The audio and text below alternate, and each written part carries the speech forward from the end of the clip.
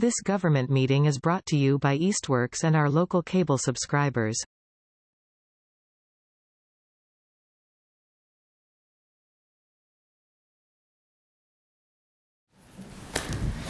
Okay, I'm going to call to order the meeting of the Southampton Select Board for December 19th, 2023 at 6 o'clock. Could we please start by standing and saying Pledge of Allegiance? Pledge allegiance to the flag of the United States of America and to the republic for which it stands, one nation, under God, indivisible, with liberty and justice for all. Thank you. All right, good. We have our meeting here, Select Board tonight, where we have our quorum, and I think Joy will be joining us momentarily, remotely, if she can sign in. So we'll keep an eye out for her. But otherwise, do we have any open time for the public? Anyone here for open time? No. All right. We have no public hearings or presentations, but we do have a couple of reports to the Select Board. So let us start off, I guess, Bradley. Would you like to start off as our town accountant and kind of give us a little update of what's going on? Bradley Oxton, town accountant. I will update you on my priorities currently. So right now, my main priority is closing fiscal year 23. I have a few reconciliations to do, somewhat receivables with Jen, the treasurer. Fund 89 is our agency funds, which has taxes, insurance, and every year I have to look into our revenues and expenses and see if we move the money incorrectly and then bring over the budgets and then close out that fund. So that's one thing I'm nearly done with. I have to investigate some deficits with grants, which I could talk to Jen about and have her research all our grants. So the rule is, if you have a grant and you have a deficit of, say you didn't get the money reimbursed to you by June 30th, you have until September 30th to get that money. Otherwise, there would be a deficit that would hit free cash. So I need revenues up through September 30th to be posted so I can check to make sure we actually receive money and then won't lose any. And what is posted now, Bradley, until when? We're up through July, and I'm about to post 2 for August. So then we just have 2 more for September. So I will focus on doing that. And the final thing that I think will take the most time will be reconciling school accounts. So about a month ago, Mickey from the school asked me to meet with him to discuss any variances we had between our books and his books, and I never got to meet him. So I'm not sure if that might could take a while if we have a lot of differences. So I'm focused on those 4 things. Once those are all done, I have my journal entries ready to close out all the funds, and then I fill out some forms, and then I can post it to the DLS website. We would get a free cash number. And does that count the Schedule A, or is that? There's a balance sheet and then a Schedule A. So one gives you free cash, one gives you aid. So if I don't get I don't want to confuse this. What is it? I think the Schedule A gives you the aid. So if I don't. Yep. Last year we were late on that, so Yes. I'd like to be sure we get that as early as possible. Yep. Yeah, so, So- okay. And are you planning on meeting with Mickey over the holidays or not until after? I would have to reach out to him Yeah. again because he said, hey, do you want to meet Monday next week? And I said, yeah, I'm available these times. And Okay. he got overwhelmed with something else, I believe. Gotcha. Okay. All right, the next important thing would be my classes. So I just completed the UMIS class, which is a big multiple week course that taught me everything about accounting with municipalities. So I just completed that. I have an upcoming boot camp that will help me with my certification exam in March. That will teach me how to do journal entries. So that is 5 Monday meetings from January to March.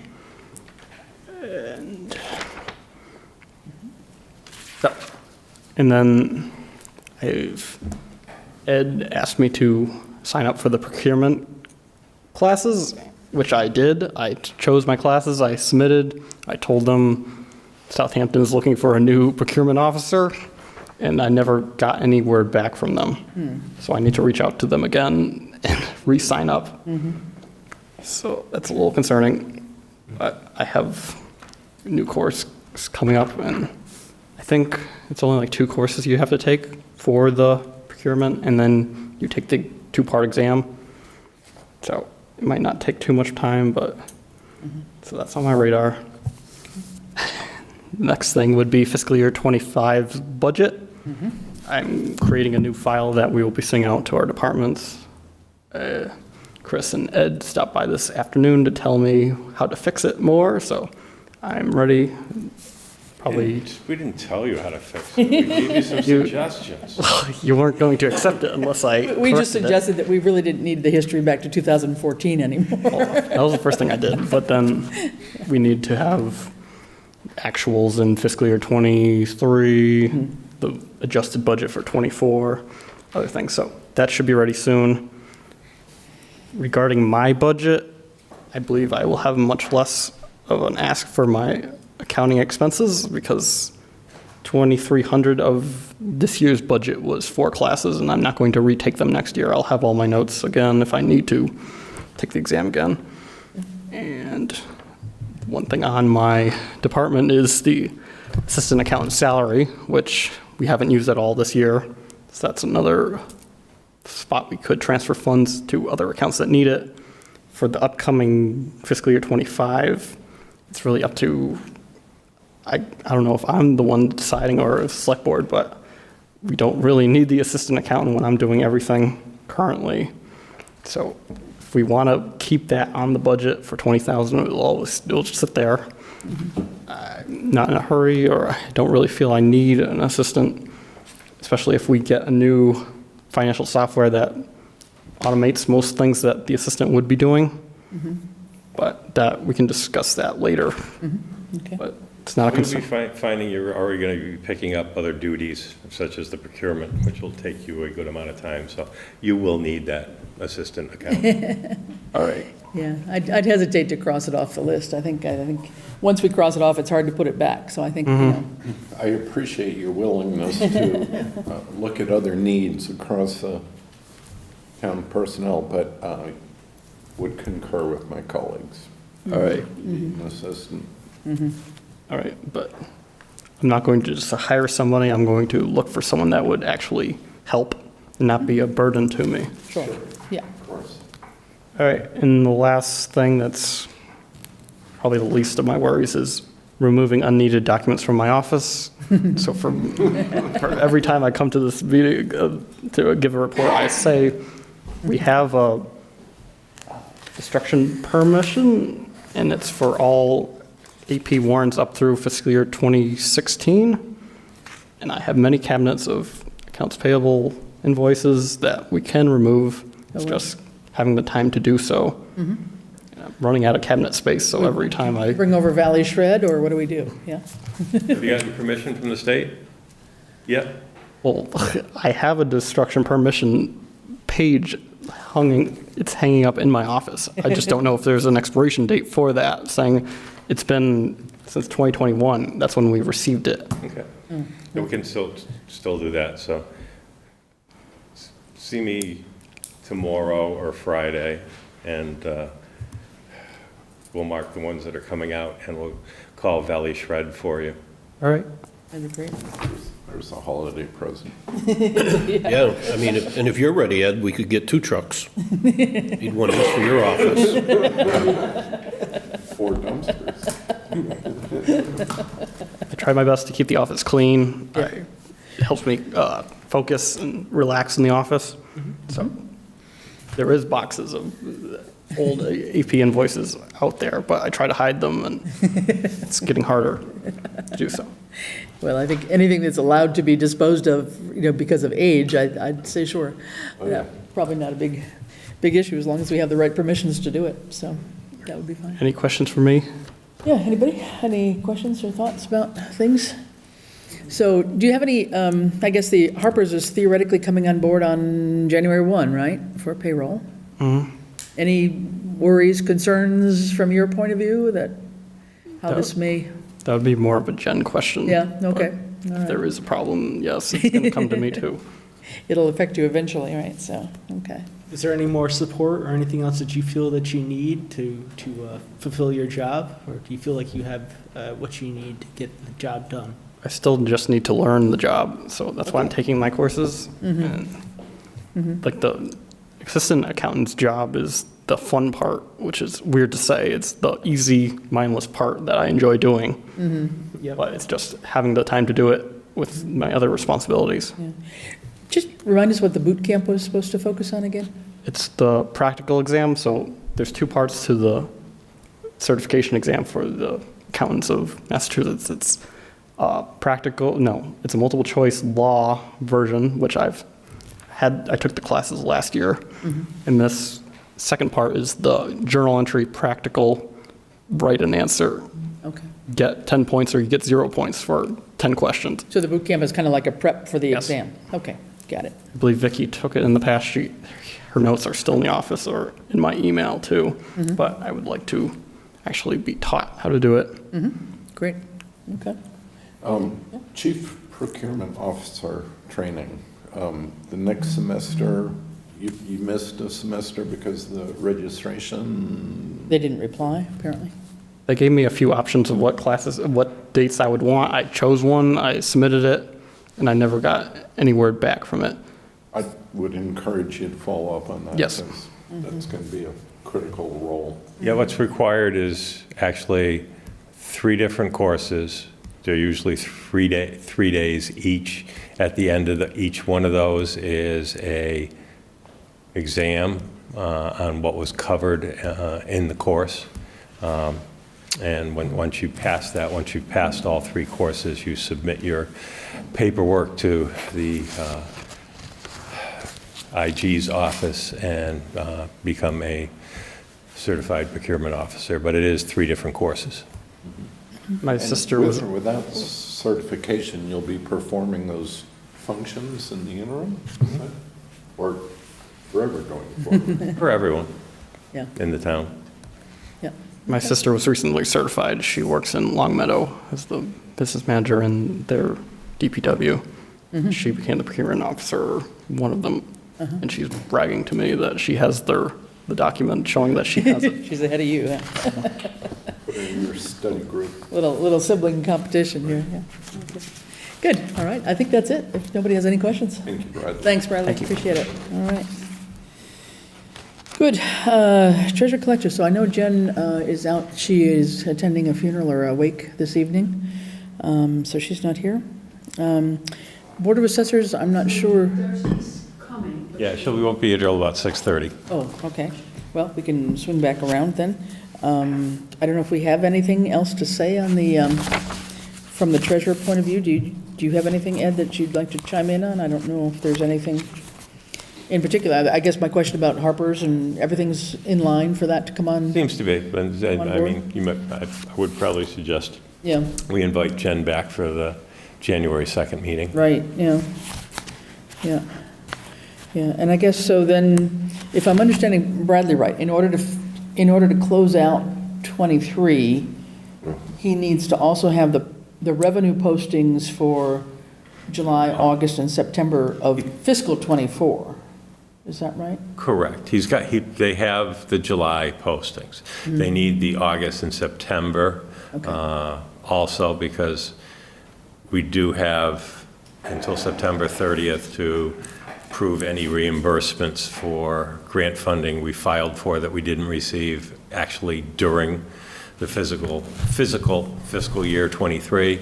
I know one of the biggest ones that he is looking for is the Mass Trails grant for $400,000, and I know I filed that paperwork at the end of June, so I know that's one. If we didn't receive it in July, which doesn't seem we do, I know we got it sometime, and probably in August. So those are the pieces of the puzzle that we actually want to get those revenues posted for, so we can prove those things to DLS. And again, they have to be proven by December 30th? Is that? What's that? When do you have to prove that you've got all the money in? by December 31st, or? If we've received revenues in July, August, or September for fiscal year '23, they actually count towards fiscal year '23.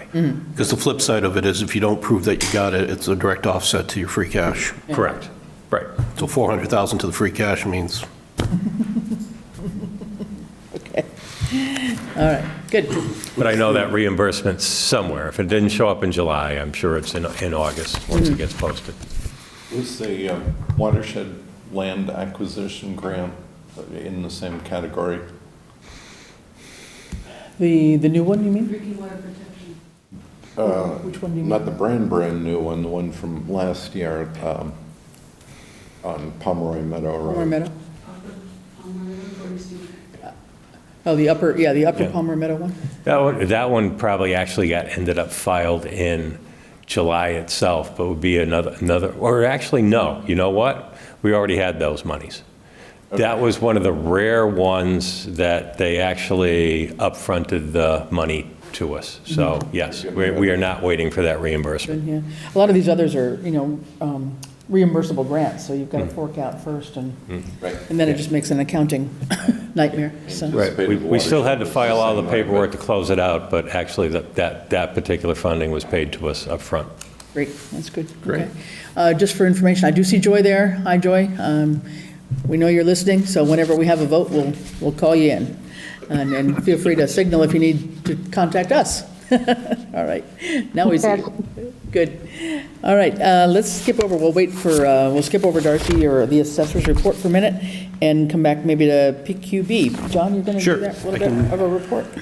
so here's the quarterly report for as of December 23. The primary objective of the PPB is to work on a fair and uniform system for classifying all positions, ensuring equal pay for equal work. We are eagerly awaiting the Collins infamous report that's due back sometime before our terms expire. We're reviewing the rules and regulations. We have a public hearing set for January 25th on some amendments. That January 25th will be a public meeting, advertised 10 days ahead of time for anybody to speak on. The intent will be to act upon it after that and then forward it to the select board for their next meeting. Will that be in person, maybe down here, or is it a The Zoom? public meeting? It's usually up on the second floor. Depending on whether there's lots of people coming. It'll be upstairs on the second floor. Okay, Talk shorter if there's no seats. yeah. There's no ongoing budget issue as we are a volunteer service that receive no compensation, spend no money. As far as activities of the committee for fiscal year '24, we worked on authorizing and approving the hire of 7 members of the police department, 4 members of the council on aging, 1 at the water department, 1 for the veterans, 4 for the fire, 1 for conservation, 1 for assessors, and 1 for library. We had a total of 16 separations of service, 8 from the police department, 2 from the council on aging, 1 from the veterans, and 5 from the fire department. We also had 2 retirements with a pending retirement coming up. The council on aging director retired and the fire chief retired, and the town administrator is anticipated to retire, but may be called back for limited service. We also had, since we had a retirement from the highway, a heavy equipment operator, oh yes, we did, truck driver on the highway department. New positions created, whereas the COA outreach to worker, the administrative assistant to the COA, and a shared administrative assistant for fire and police. Current vacant positions is principal assessor, assistant accountant, highway operator, truck driver, and 1 police officer. Plans for the next 4 to 6 months is to finalize the rules and regulations with that public hearing, receive the Collins Center study, and look to implement that long-term. The committee still continues to recommend that the select board determine a way to create and fund a human resource department, thereby eliminating the need or the strong need of the PPP committee. That's it. Good, thanks. Any questions, anybody? All right. Okay, with that, and in the interest of time, we'll move ahead, and then when Darcy comes, we'll swap back, okay? So let's go to the town administrator report. Madam Chair, may I Yes, sir, request something of the Select Board at this time? certainly. Since we do have the fire chief from another community here, I was wondering if the Select Board Yes, I'd see. might be willing to jump ahead into new business for the 2 items of the Easthampton proposal for a shared fire inspector grant application and a follow-up on the Easthampton aid agreement for the ambulance. Gotcha. Oh, I'm sorry. Yeah, sure. Let's, anybody have any objections to that? No objection. Okay. Chief Norris, glad you're here. So yeah, Chief Fasoli, Chief Norris, whomever would like to come and talk to us. Looks like a duo to me. Tag team.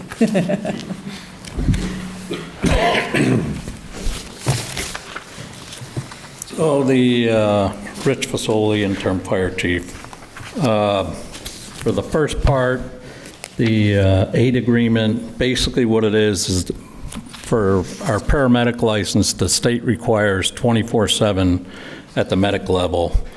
We are trying our best. I just hired another medic. 2 more got promoted to medic, and but we still have some gaps in our schedule. As of 12/16, Easthampton has had to come over 101 times to our town. 53 is primary, 34 because we were already on a call, and 14 as a paramedic intercept because we only had 2 basics on. So basically, the agreement is Easthampton would cover Southampton if Southampton wouldn't have a medic on duty. So Chief Norris could probably explain it better because it was an agreement him and Chief Workman worked out. So. And I believe the reason that we asked it to come back was, John had brought it up, is that originally that agreement had in it X amount of, shall we say, responses or trips at, I think, Yeah. was it a lesser amount, John, or? No, I thought For our free? original mutual aid agreement prior to you becoming fire chief of Easthampton had like an allowance of 11 or 12, and then after that, the charges kicked in. Yeah. At 300, then it got changed to 5, and now those initial 11 or 12 seem to have vanished. Yeah, so if I may, just very briefly for the context of this, back when I became chief in July of 2020, we looked at some of the analytics of the call volumes coming over to Southampton and other mutual aid communities. And what we found at that time was we came over to Southampton around 180 times, and Southampton was coming over to us around 15 times. And certainly when you look at the context of mutual aid, that wasn't mutual aid, that was kind of supplementing the primary services from their community. So at that time, I met with Chief Workman, and we talked about the agreement. And looking at those numbers at that time, what we came up with initially was a agreement that when Easthampton came over, those first 25 calls, I believe it was 25 without having that document in front of me, would be your true sense of mutual aid. And then anything above and beyond those 25 calls, the city of Easthampton would charge Southampton $500 per call for those additional calls above and beyond. Then, I believe it was last February, when the state came in for your ambulance license renewal, it basically validated that mutual aid agreement that we initially signed, in the sense that when they looked at it, they found that, number one, as Chief Fasoli kind of alluded to, that the department wasn't able to staff 24/7, and in relation to that, that's why the numbers were so there was such a gap in those mutual aid calls. So the state basically put out a significant deficiency on the ambulance license, whereby saying that in order to continue at the paramedic level, you would have to change your staffing configuration, either through internal measures or sign an external agreement. And that led to Chief Workman reaching out to me asking to have that agreement modified, which we did. And that led to the change where now going forward as of last February, it changed it to $500 per call based on the state's ambulance licensure and their basically significant deficiency on the Southampton ambulance. So that's kind of where it stands right now since last February. And I think that what we had signed was, it may have actually expired. It was going to be in place for X amount of time, if I'm not mistaken, but. It was, I believe, October or November rings a bell to me, again, without having that in front of me. Last month sometime? Yep. Yeah. So I guess the question is the 25 calls as a standard mutual aid still inclusive in here, or it's not? It wasn't, so that changed last February that's when what the state changed? came out and reevaluated your ambulance license, is when the original document was modified. Yeah, I think it was actually 200 prior to that, not 300, that we were. Well, either but case, yeah. I mean, it doesn't, I mean. But it changed to the 500, Right. yes. it I mean, did. the good thing is with the state coming out, it pointed out the deficiencies within the fire department, and we've taken steps. We've gone to town meeting, we've removed the strong chief position. We're in the middle of trying to find a new fire chief. So some of this is going to get rectified. We've got the override in there. But my other question on the agreement was, I understand Easthampton coming into Southampton, picking up a patient and transporting. Easthampton will be able to charge for everything, to the medical insurance and all that, because, you know, they picked up the patient and went. But in the agreement as presented to us, albeit 15 times, the 15 times we go to Easthampton and do the same over there, this agreement doesn't allow us to charge Easthampton, to pick up the charges for the patients. It says Easthampton will still continue to do the charges. No, it does. So, if I understand your question correctly, when Southampton ambulance comes over to Easthampton and they transport a patient, Yep. they also are billing the patient's insurance company. It's reciprocal. Whichever provider transports the patient is billing the patient's insurance company.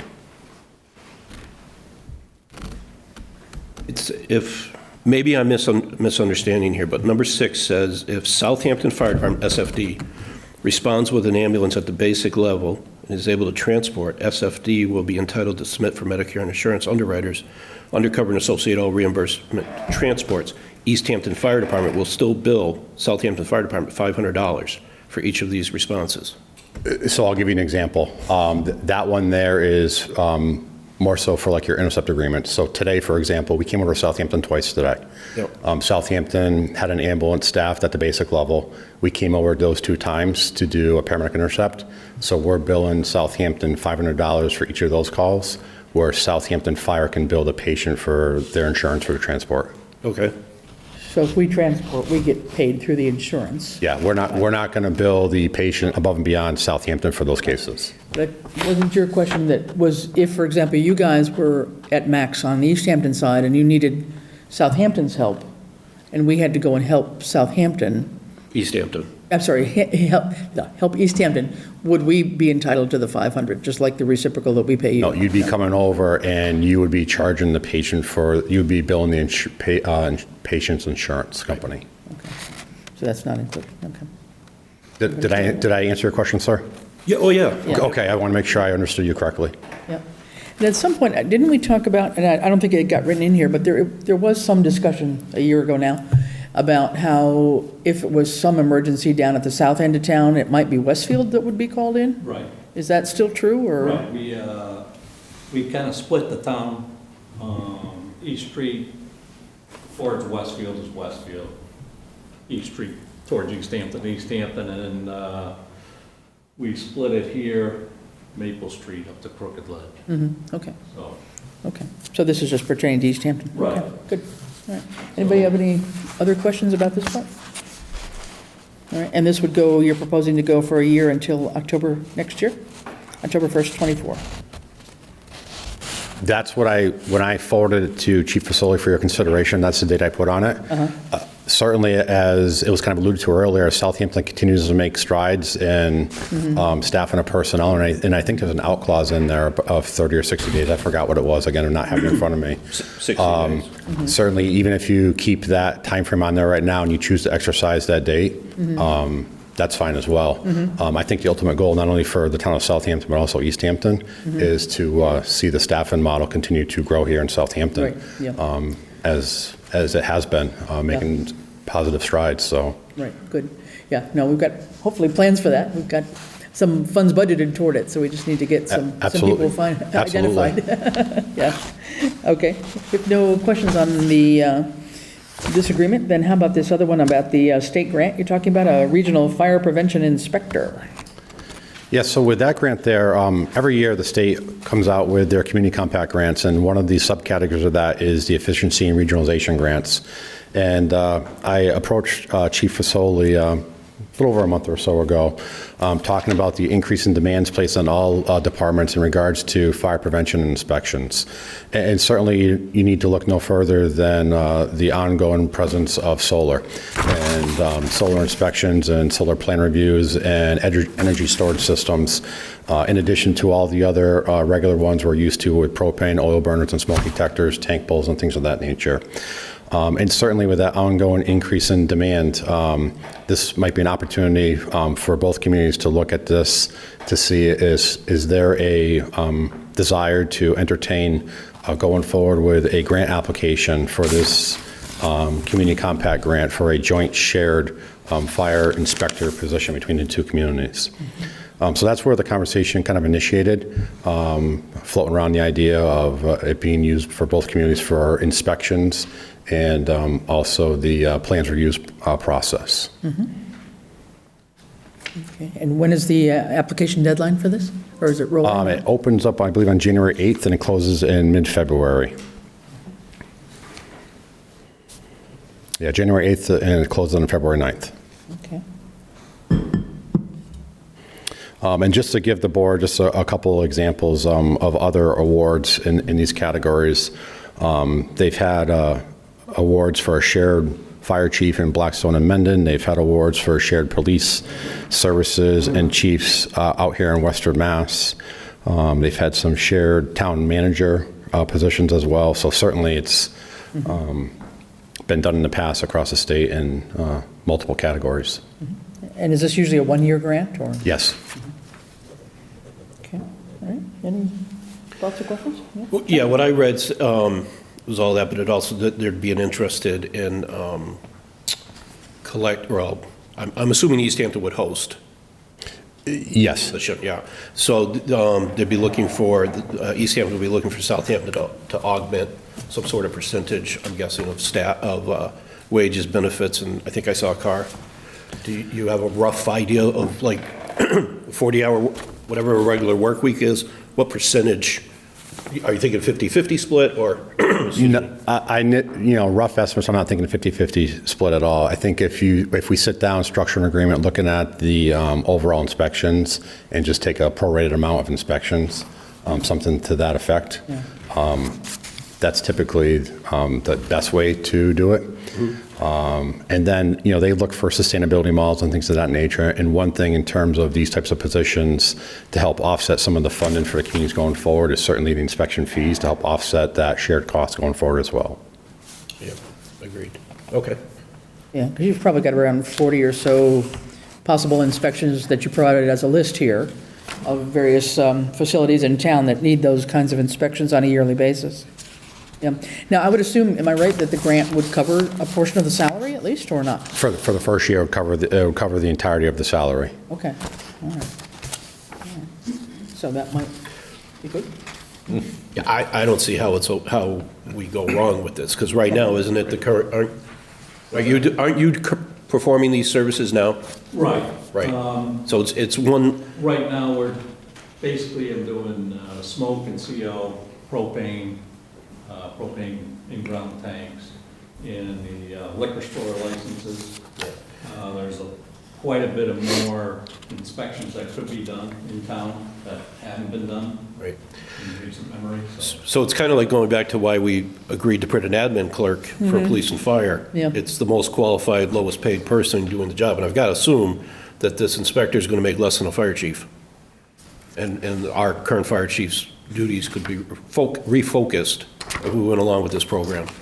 And then perhaps if there was a clause in there annually just to look back, because, as we go through our building boom, we might need more and more, a bigger percentage. Yeah, and certainly when you look at the overall responsibilities, that would be kind of the suggestion to this board in terms of the intent is to take those roles and responsibilities off your fire chief position and roll them right into this shared position going forward. Yeah. That position would have the delegation of authority through your fire chief, but it's just that's delegated down, and that person would assume all those roles and responsibilities. So is this a grant that you'd have to apply for every year, or is it a renewable? No, my understanding is, speaking with some others, that it would, I would apply for both communities if you choose to move forward on this. I'll take care of all of it in consultation, obviously, with Chief Fasoli. And then after that year, then it's really up to the communities to have a sustainability model going forward. I don't think if the two communities apply next year, we would be prioritized, because I think they're trying to, my guess is they're trying to spread it around. Yeah, there are some grants, and it may be the community compact, where you can't apply 2 years in a row, right? You have to skip a year, I think. Well, there's two different ones. You got the community compact, and this is under the best practices. Okay. So this is what we currently have for doing that ADA survey of our facilities. So, Okay. yeah, it's usually a one-year grant, usually not renewed, but in my opinion, it's definitely would be a step forward in the right direction for the fire EMS in the town of Southampton. I think having 1 year not to worry about the wages and that, and whether the grant covers 100% of the car or not, figure that out. But it gives us the time to look at, all right, our cost is X. There are X inspections, therefore we need to charge Y to cover it. Yeah. Put those placements in some sort of business place, model so in on the place, second exactly. year, the money's there to during fund that year it. to get ready for the following year. Yeah. Yeah. No, I personally think that's a great idea. Shall we have a motion to go for that? To Do you want to, have Chief Norris go ahead and take the lead in working with Chief Fasoli to apply for this grant program? is that what you need? Do you need a letter of support to attach? Yeah, eventually I'll need a letter of support. I think that will help strengthen the application more than anything as well. And probably formalizing it here at a select board meeting certainly is not going to hurt either. Okay. So, Yeah. So I'd make a motion that we move forward with this and authorize the chair in conjunction with our fire chief to sign off on a letter of support. Second. All right. Okay, all those in favor, we'll do a roll call. Dan? Aye? Roll call, please. Oh, LaValle, aye. Okay, Joy? Piper, aye. Johnson, aye. Lumber, aye. Fowles, aye. Okay, passes. Very good. Thank you. Thanks for the idea. I'll make Bring that forward. Yes. make a motion to approve and authorize the town administrator and fire chief to sign the memorandum of agreement dated the 1st of October 2024 with the Easthampton Fire Department. Until, dated. Well, to take effect, Yeah, to take effect and then go through October 24? Yeah. Yep. Okay. Got a motion, second? And it's clear, that's for the ambulance. Correct. Yes, Yeah. this is for the, yeah. Second. Okay, Stephen, second, okay. All those in favor? Roll call. LaValle, aye. Joy? Piper, aye.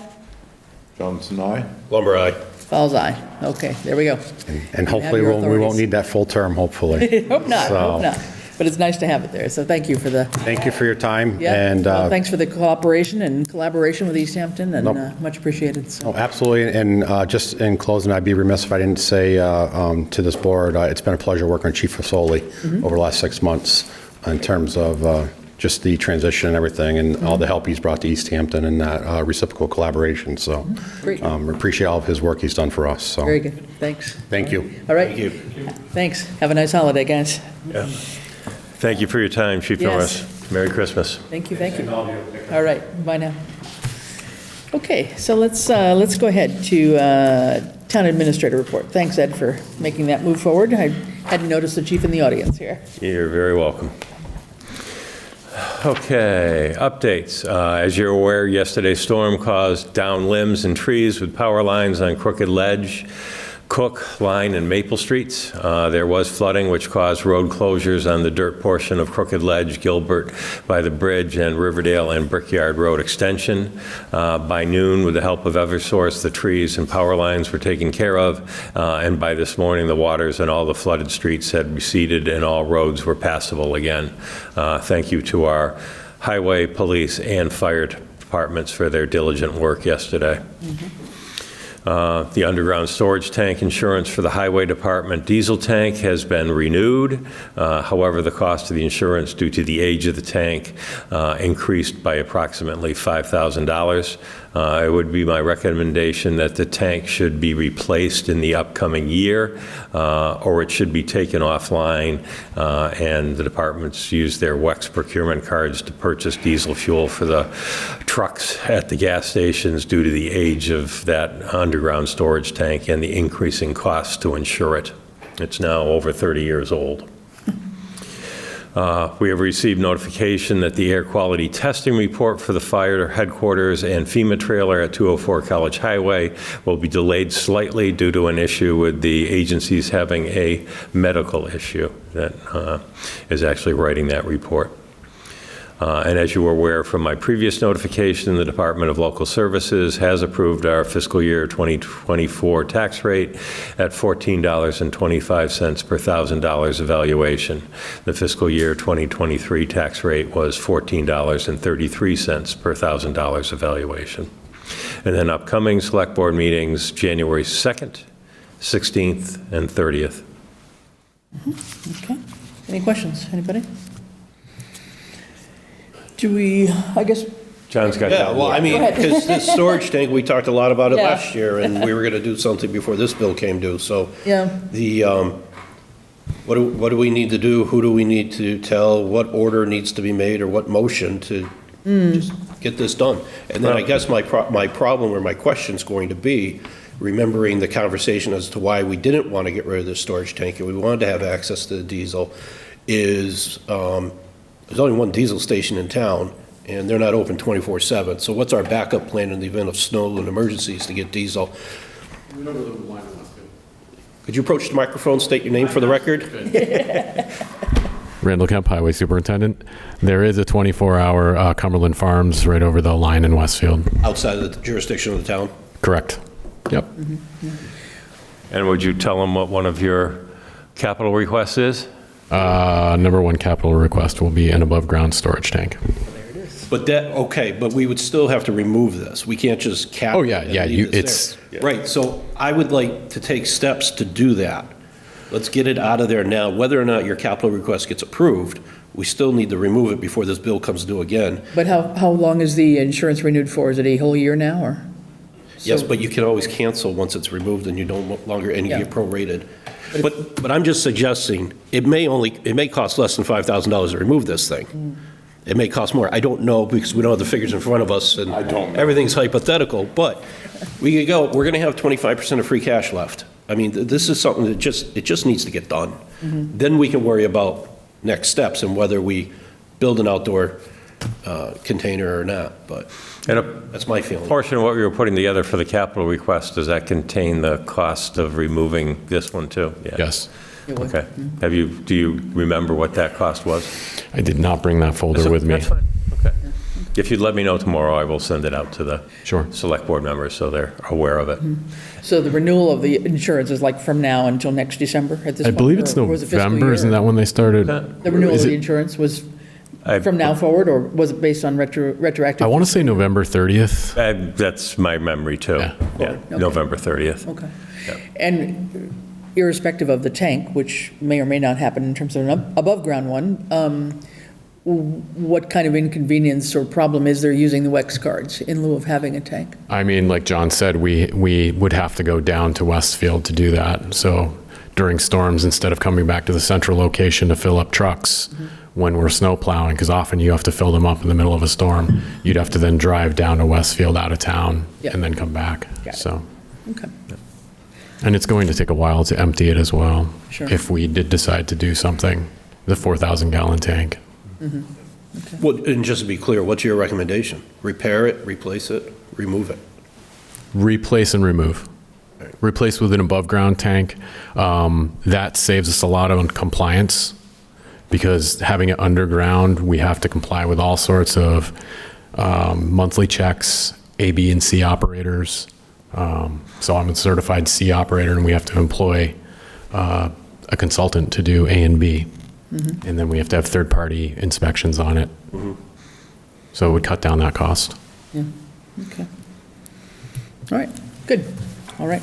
And just so the select board knows, is I'm a short timer, so what I see is some red flag issues like this. I'm trying to remind the select board just so they Yep. keep it in mind over the next 3 or 4 months into the budget process. Very good. Well, to that end, can the chair add it to ongoing business? It stays on our agenda? Certainly. We can put it under our pending items. Sure. Are we meaning to say, or what would the implication be of do not refill the tank from this point forward? The implication would be that fire department, all the apparatuses are diesel, and all of my diesel plow trucks would have to then drive to Westfield. Well, you did mention earlier that it's going to take a while to empty it, so. Yeah. I mean, my recommendation would be let's get through the winter with it, and then we've got an entire, April, May, June, July, August, September, October, November, 8 months to. Then if you want to remove it before going forward with the other plan, but capital should have requests, we'll be at town meeting by then, so we can make a determination toward the end of the winter. Yeah. So it sounds like with what you're preparing for capital, you're already working on a plan for what it would cost to remove it and Correct. where you would identify a new one that would be an above-ground one and all that kind of stuff. Yep. So you've got a plan in mind at least. We have a plan in mind, and I think we have a good cost estimate. It's at a price point where you'd need to bid it out anyway, so. Okay, all right.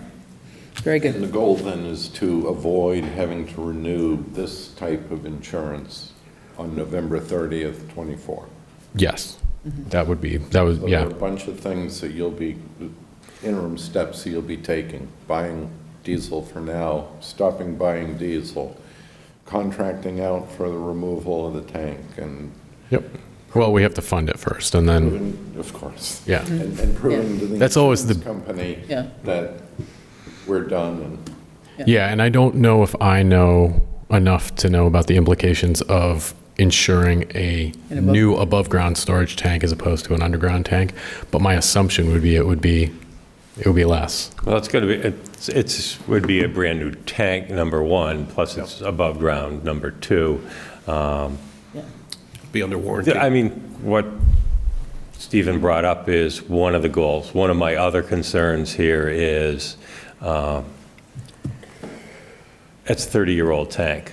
I can't tell you if we'll have environmental issues with it in another year, 5 years, or, what have you. So that's one of my concerns. And just a realistic piece, another piece to keep in the back of your mind, that insurance that jumped from, God, and I think it was about $1,500 or $1,800 for that just expired up to, I think it's like $6,200 now or whatever. That's also with a $100,000 deductible on it. So the town still owns $100,000 of cost if something environmentally Something goes wrong. happens. Yeah. Definitely something to take care of. Okay, good. Thanks for working on that. Okay. Thank you, Randall. All right, let's just continue briefly with the rest of the reports. On Select Board reports, I see Darcy's here, but let's finish this block of agenda items. Dan, any reports from any committee meetings you've attended? Well, I think we can report the technology committee. This technology committee worked on marking assets that we want to have disposed, so that was some progress. And I'll let Stephen speak on the planning board. Okay. All right. Joy, any of your committees where you might have attended a meeting? Yeah, so the Housing Authority met last week on Wednesday, and we discussed the property on College Highway and potentially moving a perk test and discussions with Habitat for Humanity, and what that project is going to look like in the future. We also discussed the housing trust and getting people to apply to the housing trust. There's also discussion about dismantling the housing authority because we don't have any properties that we're really in charge of, but that's something that's going to be an ongoing discussion. And then Conservation Commission that met last night. It was a very brief meeting. Their next meeting is on the 8th, as it was my last meeting on the Conservation Commission as interim member. So they're still looking for members and hopefully going to put out feelers, because they'll most likely need one more person, at the very least. But those were the big main points. Okay. So Joy, one of the things that did cross my mind was that your temporary appointment to Concom does end at the end of this month. So are you saying that you would not want to be reappointed for another 90 days, for example? I am not prepared to make that commitment, to be honest. Okay. You know that there was one meeting that I really couldn't make, and Kathleen did step out of her maternity leave to come back so that they could have a meeting. But yeah, I at this point I can't make that commitment. Okay, understood. Okay, fine. Okay, so that's something for us to consider. Then we'll have to take a look at that before the next Concom meeting so that they actually have a quorum, I think. That's a challenge for them to have a quorum, given that there is another person who is off on maternity leave from Concom as well. So we will pick that up. If not tonight, then certainly on January 2nd, we will probably need to pull that back around, okay? All right, thanks, Joy. Stephen, what's up? Board of Assessors, they're here to present, so I'm going to defer to them, and they'll bring us up to date. Planning Board, Dan mentioned, we both serve on the Planning Board. I think he wanted me to well, a couple of things, I guess. We're taking a fresh look at the town's groundwater protection bylaw, which obviously is a zoning overlay that affects a great portion of the town uniformly. But there are some requests for, not waivers, but actually changing the bylaw to favor certain development. And we're taking a more systematic look. We've applied for a local grant through the Pioneer Valley Planning Commission, and do hope that we'll be successful in getting that. It'll focus primarily on Southampton's bylaw, but it's cognizant of the whole Barnes Aquifer partnership, and will be informed by what our neighboring communities have implemented and where they've hit stumbling blocks. Okay. Something that is sort of zoning related, but it's a specific project approval. We have an open hearing on a major agrovoltaic project with Bashista Orchards. So they're looking to expand their orchard into some vacant land and woodland. So they'll be replacing woodland with orchard trees and interspersing solar panels between the rows of the new trees and some other areas of panels on the property. The site plan and the general concept was clear and I dare say attractive, but there were some open questions that they're going to round up for tomorrow's hearing. We expect to close the hearing at that time. That's tomorrow night at 7? Or? Tomorrow night, yes, at 7, thank you. And Open Space Committee, you were all at town meeting, weren't you? I think we might have been.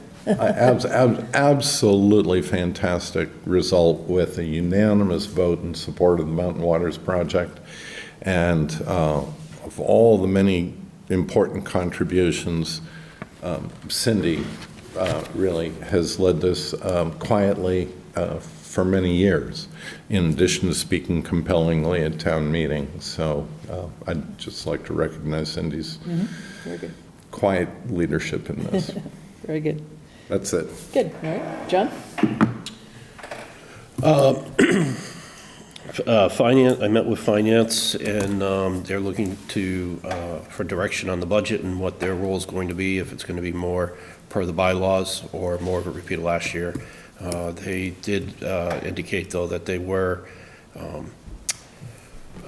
one of the positive things from last year were the joint sessions and doing together, and looking to continue to do that if possible, to avoid having department heads come in 2 or 3 times and repeat the same thing to different groups. Right. So perhaps we could work on that, and a little more collaboration. I suggested that finance should probably look to take the role and just schedule that and notify the select board of these meetings. That way, that's the only purpose that we're there. We're not trying to cram it in to a full select board agenda. So they were going to go with that. I already updated PPP when we gave the meeting, and there'll be more things tonight on that. As far as the schools go, nothing from capital, except capital did meet and approve the borrowing authorization, which happened at town meeting. And then as far as schools go, the superintendent has opted not to, has no desire to renew her contract. So her last day will be June 30th of next year. Norris did meet and discuss it. Norris committee itself is split on next steps. A group wants to wait probably a year and a half, 18 months, get all the way out to fiscal year 26 before we look to place somebody and try to find somebody internally. The other group feels that at this point, 2 strikes and we're out, that we really need to make adjustments and solicit and obtain a seasoned superintendent rather than somebody being their first step. Now, we do have 4 potential candidates internal that do hold the licenses, but have actually never done the job. So with all due respect to them, they're very professional people and great, but I think me particularly, and don't want to repeat this, 3 superintendent searches in 7 years on the school committee is a lot. So we did vote to move it to the all-district committee, who right now is the one empowered to initiate the search and recommend that they meet without delay. I believe that meeting's going to happen the second full week of January. We have to wait till then because the chair's decided that he wants legal counsel at that meeting. So that being said, we have an outgoing superintendent for 6 months. We have the pending fiscal issue up there that I believe at some point we're going to move forward with a joint meeting so that the full select board can get a better understanding of the issues there and how it's going to impact our budget. Yep. Got an idea on that. I was going to wait for the budget hearing call to go out. I mean, the budget call to go out. So, offhand, I just guess like around the 16th of January, maybe, or something like that. Yeah, I mean, statutorily, Valentine's Day, central office budget needs to be done, and regional school budgets need to be done. E&D hasn't been done. Yeah. We're at least 4 to 5 months away from having the first peg done. Okay. All right. Good. May I just add a point of order here? And could I ask regarding the planning board that I know I'm looking at my town government and I know there's a hearing tomorrow night. However, on Facebook, there's apparently some kind of notice about the planning board holding a meeting for a Target distribution center. Westfield. That's Westfield. Okay, thank you. That's what I thought. I don't do Facebook. Not handling it here then at all. No. No. No, only Southampton business. Okay. Good. All right. Fine. For myself, not a whole lot going on. We did have our first master plan implementation committee meeting with our new group. We were just missing our planning board rep, and so I will reach out again to see if that person is going to be able to join us, but we'll probably only be meeting on a quarterly basis for master plan. So it's not a big time commitment, but some people may have other issues with that. And the grant committee also met, and we're just getting a list of grant opportunities that are coming due probably in January that we want to be aware of, but nothing that we're actively applying for at the present time. So, okay. All right, so with that, I think we'll pick back up, and we have Darcy Gasparini here on the assessors. So let's pick you up on anything you'd like to say about that. And I know we saw you at special town meeting for the tax rate and all that good stuff. It is Thanks. No, that's fine. Thank you. Thank you. Thanks for coming. I know trying to run after a meeting after a long day at work is not easy. Yeah. So go ahead, maybe pull that mic down just a tad there. There you go. There you go. All right. So an overview. Southampton's one of the top 5 fastest growing communities in the Pioneer Valley from the Pioneer Valley Planning Commission's data included in the town's most recent open space and recreation plan. Between 2000 and 2018, our town's residential housing inventory increased by 15%. And yet the assessor's office has not been able to keep up with staffing to completely fulfill its primary mandate to value all real estate, personal property that are subject to taxation. Over the past year, we lost an exceptionally qualified board member who passed away in January. This resulted in a major void. He filled a lot of that missing knowledge that is not something that the everyday board has.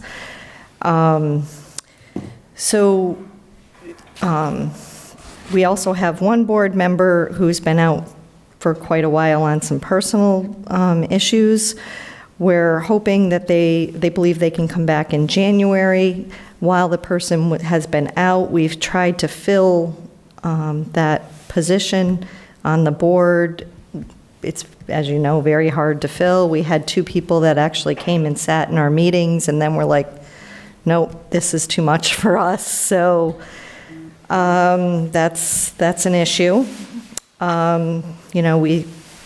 We've all spent a lot of extra hours trying to cover the staffing, the running of the office, above and beyond what a board should be doing. We also, our long-term assistant, Janine Domina, has given her notice that she's retiring January 11th. So she presently is training our new employee, and hopefully we're getting her up to speed as fast as we can so she can take over Janine's role. She was previously a paralegal, so although she doesn't have the assessor knowledge, she's rolling pretty fast into everything. The basic functions of the office have been addressed and fulfilled. We've submitted everything to divisions of local services. We have a certified tax rate for fiscal year 2025, and the tax bills are ready to go out if Jen hasn't sent them already. With this, we feel Southampton deserves more than just getting the basics done, and I'll explain that a little further as we go along.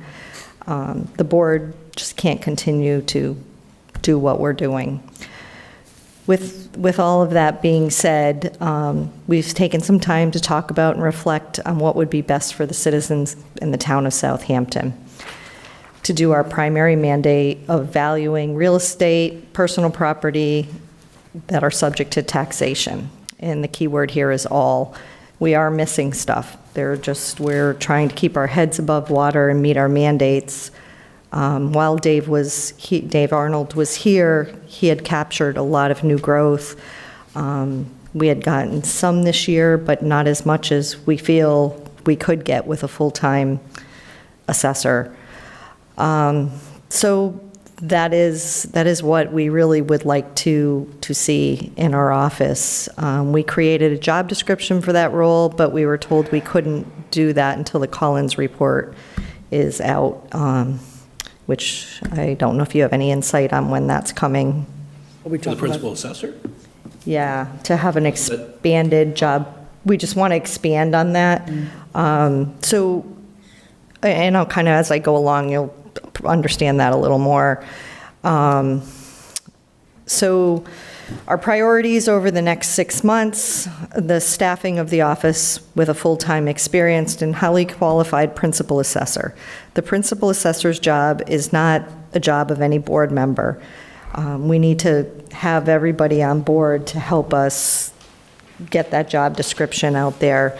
Finance to approve a higher pay scale, which will attract somebody to come in as a full-time assessor. Let's see. We feel that by having a full-time assessor, in a year, they would pay for their salary with the stuff that we're missing, and we're not seeing, Can you talk just a little bit about what kinds of things you think you're missing in terms of the value? Well, I know we're missing because we found some of this stuff while Dave was here. So like Hoyoke Waterworks, they can only be increased so much a year on their property taxes. Back 15 or so years, somebody missed it and it wasn't increased. So they went for a very long time at a very low rate. Once we realized this, we increased it, but it only can go up a certain percentage a year. So that's a lot of tax dollars when you start to compile it, because every year it builds on. So that's a major thing. That was a lot of money. Last year, I believe it was around $42,000 we gained just by catching that 1 year, and now it'll increase from here. And actually, I'm sorry, but that was caused by a decrease about 3 years ago through the assessor's office. The decrease? To the Hoyoke Waterworks, correct. Okay. Prior to you, Okay. or any other board member. Yeah. From what I recall, it was years ago. We have it in the office, so we'll disagree on that. And I'll go back to the files and we'll have Janine pull that up. Anyway, But smaller, revenue missing, yeah. smaller stuff. Yeah. Garages, finished basements. I can't tell you how many people have finished basements that we're not taxing them on. It's something that we don't always go in the people's houses. Sure. When it comes on the market, a full-time assessor would be able to have the time to go through and say, okay, this is in this house. Sheds, a lot of stuff was picked up. But what's happening with didn't you get that new program, the overflight? Yep, and we've caught stuff with that. But again, it's a amount of time. So we have Dave in there, Zagorski, who's only in there part-time. He's there 2 days a week. So he's getting the stuff done that we have to have for DOR. He's got a little bit of time to catch up on stuff. Got it. But it's basically putting out this fire and not having the time To do the routine kind to of. do the routine things that a full-time assessor would do. And that's why we feel that their pay Okay. would pay for itself, what would be found Okay. in personal property. Dave Arnold had started delving into that a little bit deeper. A lot of money was realized in that. So it's a lot of little things that add up to a big thing. Could I share my thoughts on this? I think it gets back to what you were saying about the Personnel Policy and Procedures Board recommending they get a hired employed HR person on staff. That would allow us to not rely on these Collins studies to set and benchmark salaries. I think that going forward, as a town that's growing, we need to get more staffed positions filled. And you're the position I think all the the assessors, but I think also HR department, so we can set and benchmark ourselves. We're not reliant on outside organizations. it's a problem with every town. I mean, I was just reading Amherst now is looking into increasing all their salaries. It's a problem. If we don't meet the salaries, people don't want to come work here. Nobody wants to work for less than they can make in the neighboring towns. Jumping ahead a bit, for the principal assessor in Easthampton, the range is 79,000 to 110, depending on their, qualifications. Yeah. So we're not competitive. We have a posting up now, or We do. what's our? We do 60,000. Oh, okay. Which we haven't filled, though. That's what we had budgeted. We didn't. Right, but We didn't. I don't disagree with anything you say, but in fairness, this was the ask last year. Get us to 60, we can fill it, 60. And yeah, things continue to go on, but I think it's important, when community to community, You have to allow adjustment for workflow too, though. You know, it's almost more, you got to figure out how many parcels there are, because Easthampton's population and number of houses are significantly greater than Right. Southampton. And they have a much larger support staff in the office also. Because they have a bigger tax base to support Right, it. because they have. It's the chicken or the egg. No, I get it, I get it. And I'm just, this is our magic wand request. So that's our point on that. Our second alternative, which, if we need to stay within budget and keep the office going, is to have a part-time principal assessor, 24 hours a week, and then try to fill in with the staff as having an assistant assessor and an admin assistant to keep within that budget that we have now. Grants, we're not aware of any grants that can be utilized for the Board of Assessors office. If you guys have any, we'd love to hear of them. I doubt it. I don't know of any myself. So is it really what you have to do is resubmit the request for this job with the salary range that is higher? Is that what we're getting at? Honestly, I don't know how it works. Yeah, so the existing, on the question, the existing job description has a grade and steps, and 90,000 would be on the contractual department head line. I mean, the existing job description is not on that line. It isn't graded that, so you couldn't get there anyways, even if you wanted to. Yeah. So you've done a revision of the job description from what you're saying, because I know the way it was kind of scattered around, so. Which then triggers a potential new grade, or getting the whole job reclassified to a new grade. Right. But at 90,000, you're talking about 10,000 less than what we're offering the fire chief. You're talking 5,000 more than what we pay the current town administrator. I mean, I think every job has a different salary range. It should be up to. Oh, absolutely, but if you cherry pick one job. I'm not cherry picking one job. No, I'm just saying, if we take the assessor's job, principal assessor, and we give them another 30,000, and we don't do anything to address anybody else, there's going to be an uproar. Which, if we only had the Collins report 3 months ago. Well, we'll be getting there, I certainly hope. Which would be totally understandable. I believe everybody should be up there. It's just, my thing is that if the money doesn't come into the town, it can't be spent. No, I understand, and I think just for the new folks on the board here, I mean, obviously, the assessors is like step one in terms of getting our revenues laid out for the town, right? In terms of where we get our little money coming in by the property values and so forth, and so it's really an important position. So there could be an argument made for a different level of salary, but back to John's point, we had increased the salary to 60,000 last year, and they were unable to even find a candidate at that point, but that was, for us, a substantial increase from, I forget what it was. Yeah, and we appreciate it. Yeah, We so it tried got our there, but hardest. It still wasn't attractive enough, and whether that would attract a part-time person, I don't know. But anyway, to be discussed as we get into budget season, so. Yes. Yeah. My point back to John was that having someone in an HR role could allow us to do that benchmarking ourselves. Yeah. To your point. Yeah. I agree. I'm agreeing with you. Just finding that HR person is the first step, too. So anyway, go ahead, Darcy.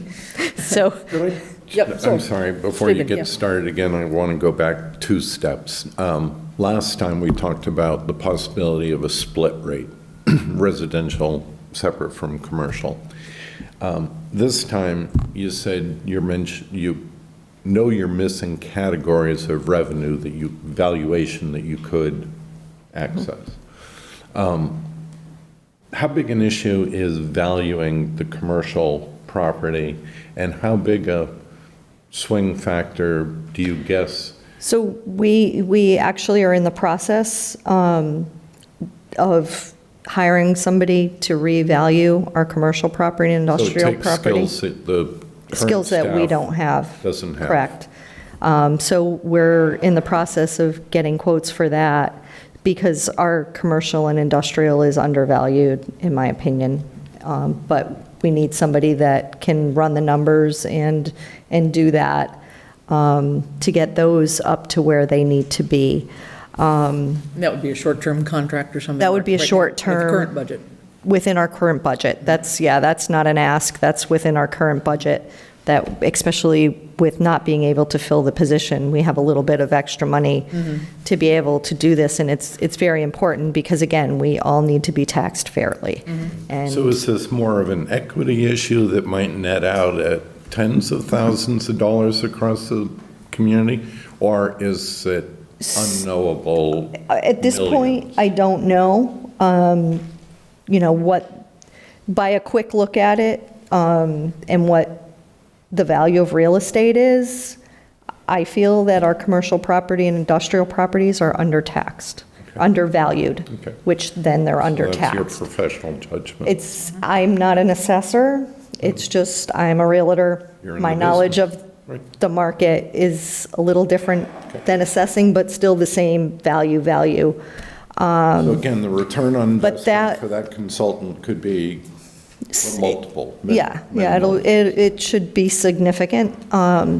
As far as the split tax rate, it doesn't change the money that comes into the town, it's just how that burden is dispersed. So that's how the industrial commercial, if we did a split tax rate, they would have more of a burden. And reduce the But it homeowner. doesn't change what comes into the town as far as money. This consultant would be looking for net growth. This person would be Gross. revaluing, the consultant would be, we're looking at this point is to revalue and look at the commercial and industrial properties. Yes, thank you. They may come back and say, no, they're where they should be. They may, that's why we need the professional to come in here. I don't have the skills on staff. Yeah, and I would imagine that if you have that, once you have that and just say parcel X, it's a 20% increase, right? You're going to assess them at that value. They have the right to appeal it. Now you have this professional opinion for the appeal board. Correct. Yeah, okay. Correct. Good. Okay. Yep. And just with that appeal board, I have to say also too, there again, having a full-time assessor to do those things. We've had to go to the appellate tax board twice. And for somebody that this is not their job, it's a little difficult, I have to say, to put all that together. All right, so I did also, kind of jumping around here a little bit, I did attach the budgets going back to 2012, where the assessor wages were significantly higher, and then they dropped down and kind of stayed down. And then we've been gradually getting them back up. But it just kind of goes to show if it had stayed at that, 64, 67, 65,000, and even with the cost of living, I think we would be up to a more reasonable salary just on its own. Yeah. And I So going wasn't from- around for that, so I'm not sure exactly. I believe I was told that it was somebody left, and then this, because of the experience scales changed, it dropped. Yeah. And then with that person gone, it's hard to get that back up again. So, Correct. yeah. Yeah, Correct. This was budgeted at 65,000 in 2014, so, yeah, we're far away from that right now. Yeah, so it's just kind of an example. Yeah, okay, good to know. Okay, talk about what's happening with Windows 11, is that? Yeah, so our new hire in her job, as a previous job as a paralegal, is very familiar with the computers, which the Excel is not, and Janine has had this problem, and Dave has had this problem in transferring the Excel files, don't transfer quickly, and they're having difficulties with the mail merge. So it would be nice if we had like a tech person. We would like to be up to Windows 11, move up to Windows 11, and then maybe have some tech support to help figure out these glitches to make things a little easier there. We're also researching Ty and Bond's contract. Presently, we have to do a more manual abutters list, which can cause errors. It's a lot, very time consuming because you're kind of guessing 100 feet, 200 feet, somewhat. So we're checking with them to see how much more it would be to add on that if they have it within their programs. The principal assessor can't assess the voicemail, so we need to have that done. There's probably messages sitting there that our interim can't retrieve. So that's kind of an immediate attention. Our office phone equipment, the new equipment now has a cord, so when people call, a lot of times you have to walk over to a map to look at something while you have them on the phone, or go to a file, and it's something that can't be done with a corded phone. So I don't know. New phones that came with cords replacing a prior cordless phone? Yes, that's what I'm told. Was it a cordless phone ever? No. There was a cordless phone in there. All the separate ones had been, most of them had been cordless, correct. Okay. So you could. But those were all separate and not part of a central system. It's part of the network, yeah? Okay, Yep. all right, so. And anyone that wants to for their particular department can buy Bluetooth headsets for them. That might be an option. Okay. Is there a particular, or just any Bluetooth can hook up to it? No, there is. Okay, well, if we I have could, a list. if we could find that out, that would be wonderful, and then if, All you have to do is ask, all right, just like access to the voicemail. we asked. I don't remember that, so. Yeah, we did. All right, well, we'll try to tie up a couple loose ends here. Those couple things sound like they're not Not big things, terribly but complicated, just but it to make life easier in the office. makes for a non-productive workday, so Yes. I understand you Yeah. bringing them up. Okay. There was one note in your wish list that may have come out of my mouth and not gotten translated. The water department, I know because I authorized the bill recently, has a nice piece of software made by Environmental Systems Research Institute called ArcMap. And it's a basic software that allows you access to environmental and land record resources across the entire Commonwealth. This is the software that gives you the analytical power to create your own assessor's maps with precision. So we have a license. We have somebody sitting at the water department who presumably knows how to do GIS analysis, and I'd look at outsourcing the assessor's list to the water department or getting some co-op assistance before we pay Ty and Bond $125 an hour. I believe that name came about ARC in our ArcMap. I believe think it came. that's a typo. That's what Westhampton has. That came about in our discussion. I didn't realize that the water department has that. So that is a program that could do the abutters list. It's a name that I saw in your report. Yes, so Ty and Bond, but that was why we were checking into how we could improve that. That name came across. That's Near the map, I think. Near Map is a different program. That was the flyover. Yeah. That's what we have. Yes, and I've got that. we do have that, and I did Water skip and- over that little bit. and I don't know, Highway have used it. has used Yeah. it. So that, but you guys I were don't know the- if police have used it. You guys were the impetus to get that, and other departments are now using Right. it, which is great. Yeah, Concom uses it, so You could get on this. Planning board has access to near map. that was something, yeah, everybody has access. So that was our hope that, So you- because we're tight on budget, that could be spread out. Sure, yeah, I skipped over that. right, yeah. But So what you're talking about Near Map, is, we have a license as well, and it will do a butters list. I'm unfamiliar with No, that. Near Map won't do Butters List. I was trying to Sorry. address the cost and time sink of doing the butters list on demand for the public. Yeah, I will check. Our interim assessor, Dave Zagorski, also works in Westhampton. And Westhampton, he was saying, uses that ARC. Okay. And I would assume it, I don't know if it's the same program, but I'll ask him because he uses it. So if it's something that we could use, that'd be wonderful to be able to do that and not have to spend money. We're waiting on the Collins report, but one concept, like we've talked about having a DPW, one concept would be to have a land resources agent who supports the Concom, the planning board, and in fact, the assessors, because it's all real estate and it's all interconnected. Well, we'll be having some very interesting budget discussions in the next few months, I can see. Sounds that way. All Okay, right, all good. set? Any questions? All right. Thank you, Darcy. All Much right. appreciated. Thank you. Thanks, Darcy. All right.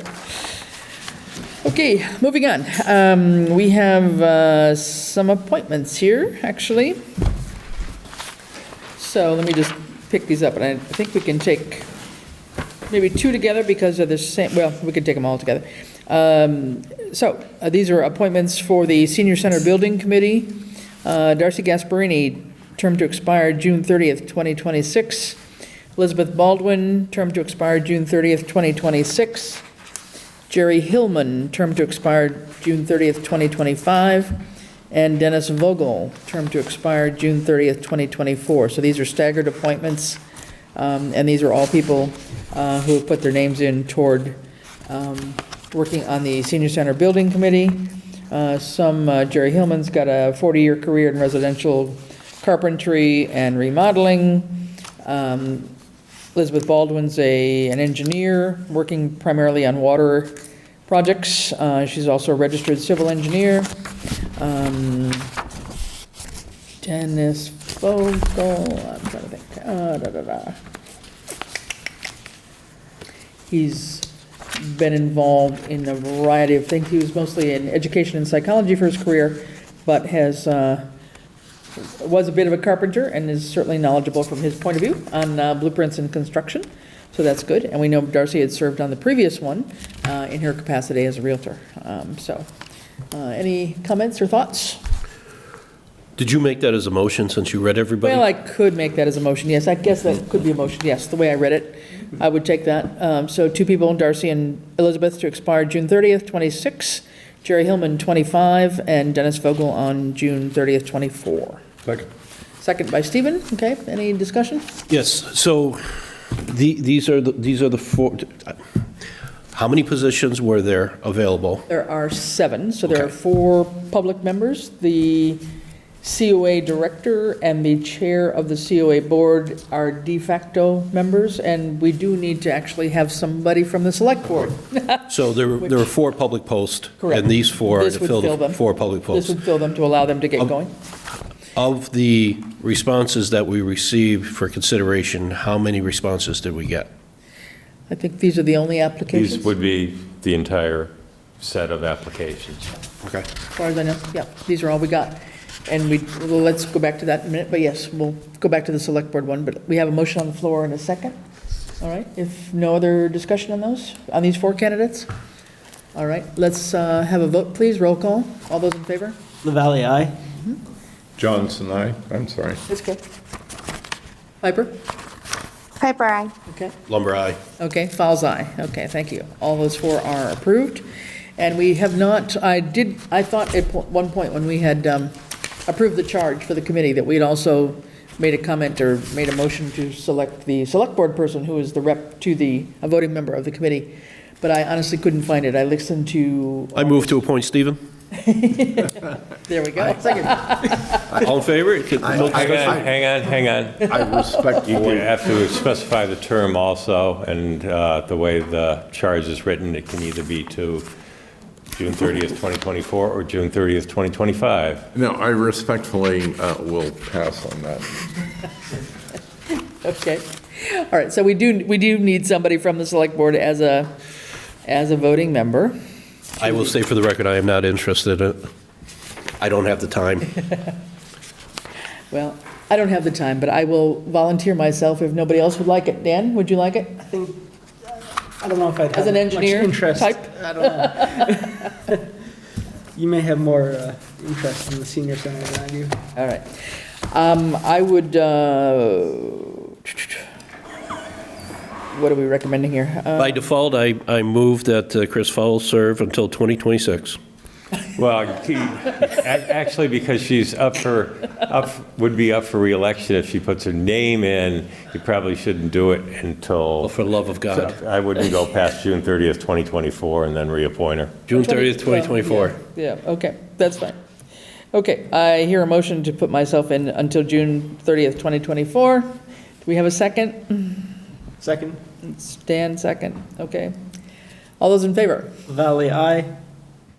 Piper, aye.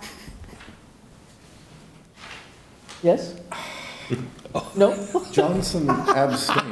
I'm concerned that we've built in so many liaison roles for members of the select This isn't, yeah, I mean, This isn't a liaison This is a role. voting member, this is not a liaison one. And that only compounds the responsibility well, and time commitment. I mean, if anything, a liaison one could drop off in favor of a voting one, though. Oh, look over here. Lumber, aye. Gotta wear a lot of hats in Southampton. If only more people ran for office. I need a bigger closet. Okay, so you're abstaining, yeah? I'm Okay. abstaining. All right, Chris, Paul's aye. I want you to remain productive in the roles you're already serving. Gotcha.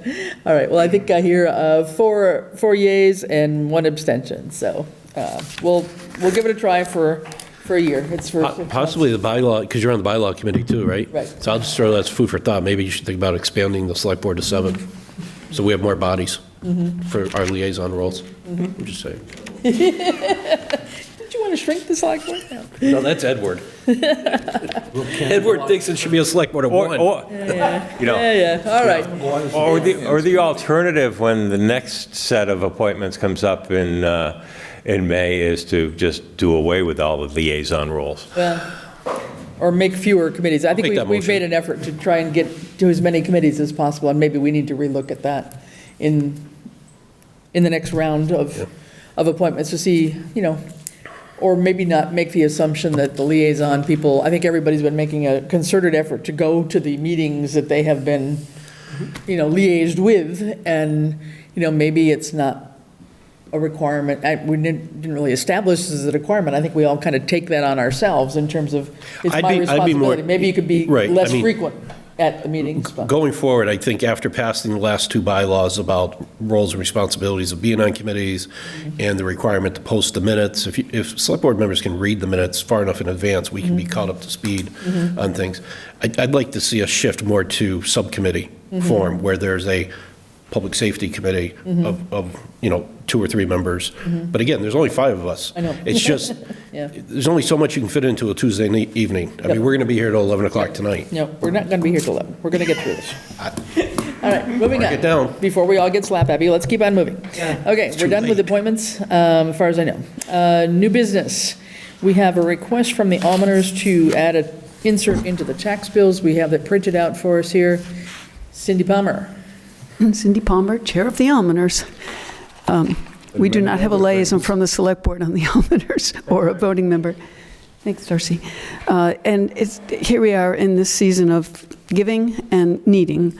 And those of you I think are pretty familiar with the Almoners, I hope, that there was 3 extremely generous individuals who greater than 100 years ago left in their wills money, which we don't ever touch the principal. We only use interest and donations.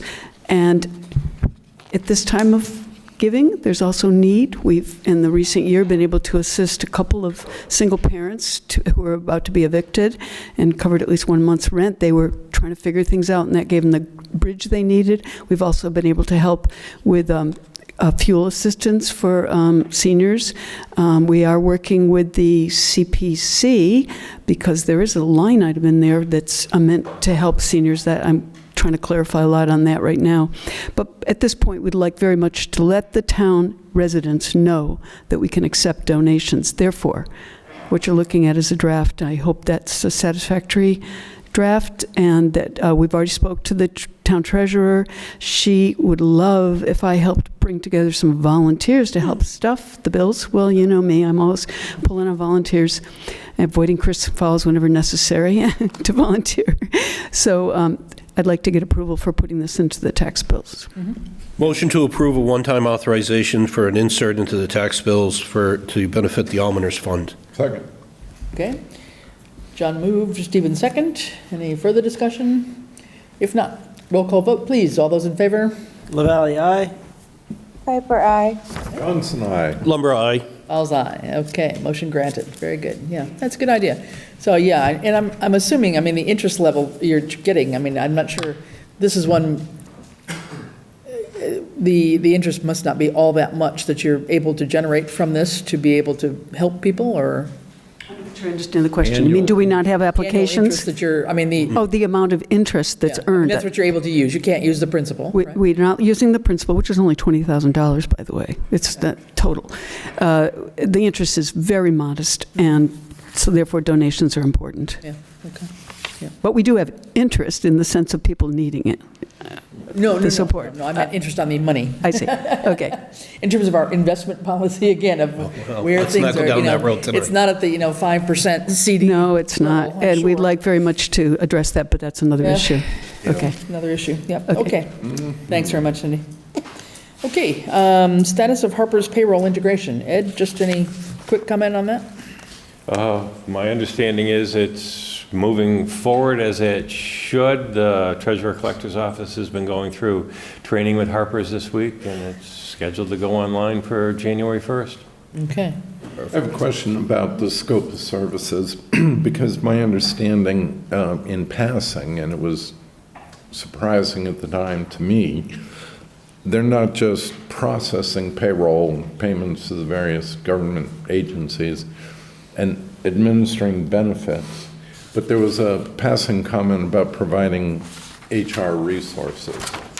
And I particularly like the idea of outsourcing HR resources to professionals who see a broader swath of the work community than one municipality. How much of that are we getting from Harper's, or are we back to call-ins between the cracks of the two? This would be a payroll service. You're talking something totally different.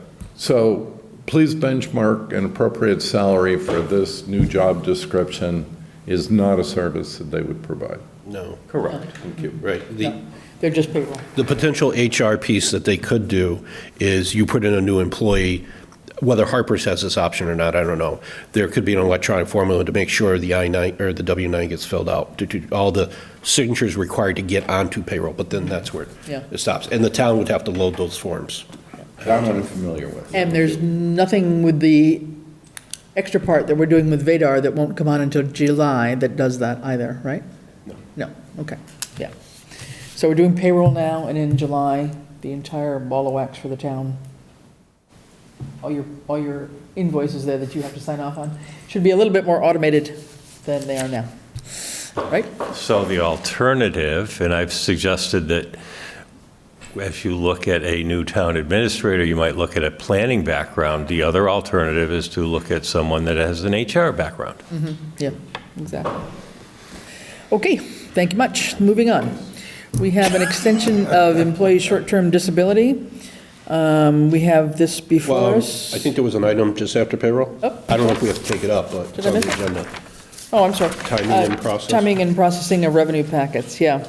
We heard a little bit about that tonight, that we have July revenue posted. We are needing to do August and September, and I guess, understanding we need that to finish sort of closing out FY '23, but at one point it felt like we had gotten closer, almost like only a 6-week lag between revenue and expenditure, and now it feels like we're going farther apart again, and yet we're fully staffed in the treasurer's office. So I'd like to kind of understand that better. And frankly, in my time here on the select board, I have still never understood why the revenue lags so much. I mean, if we know, I don't know, if the state aid comes in quarterly for the schools or for the highway department, or how frequently it comes in, it seems like we ought to be able to not be so far behind on that. So I'm kind of, when I have time, I'm not totally volunteering, but I would like to just understand what it takes to process a packet. I would say it would be typical to have a 6-week lag. That would be an acceptable parameter if no one's on vacation. Yeah. But beyond that, Yeah. because state aid is 28th of every month, right? And the key is you get your bank statements, and then you need a week or two to close out your bank statements. But once that third, and then you get upstairs, so that's where you're into the second or third week of the next month, Yeah. posting backwards. Yeah. But I mean, I just feel, maybe I'm misunderstanding it, but it feels like we were getting very close there, and now it just seems like it's expanding back the other way. And I think, I would like to better understand the time it takes, and whether that means sitting with Jen or whomever, Sally, whoever's doing it in the treasurer's office, to sit with them and just watch and understand how it gets processed. Yeah, but isn't the other part of it is then there's a piece that needs to be done in the auditor's office, and with no assistant auditor up there, it falls to Bradley to do it all. Correct. Yeah. Yeah, but a large part of it has to start at the treasurer's office Right, before it yep, gets there, right? yep. So, anyway, so I think that still remains a concern, and if Jen were here tonight, I would have asked her that. And then, somewhat of the easy part is the state aid and whatever. Comes on an ACH, comes in monthly. It is kind of Sometimes predictable. the harder portions are Turnovers. the turnovers, because Yeah. every once in a while, okay, the department might have the turnover and the treasurer collector might have the turnover, but maybe they did not drop it at the town accountant's office, so the accountant might have to go searching for that. So, yeah, there's different pieces of it. Yeah. Well, I think that still remains a bit of a concern, that our revenue is lagging. So, moving on. Thanks for reminding me. I skipped that. I got it at the bottom. Next one, extension of an employee's short-term disability, and we have this paperwork before us. I don't think we will go into any detail. So my only question is, what did we originally approve, up to what date? This would be a week extension, so. Because it looks like we're being asked to go out to the 18th. Right, and my memory is, the chief's at the 11th? Yeah. Originally? Okay. His appointment was actually the 14th, and then after. So has he already returned to employment? He's returned. It's because you were going to disagree with me. So, Ian Ellingsworth, Police Chief.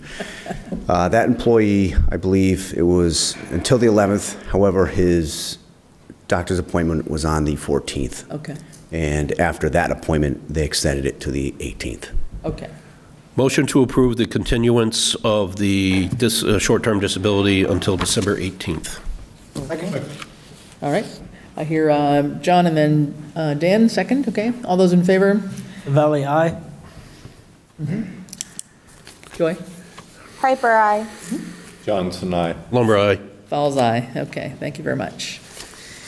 All right, next up, we have a note here from Jim Fisher, who's our electrical inspector. Correct. Requesting an increase in the electrical inspection fees, which haven't been increased in 10 years. It's amazing. What is the, Really?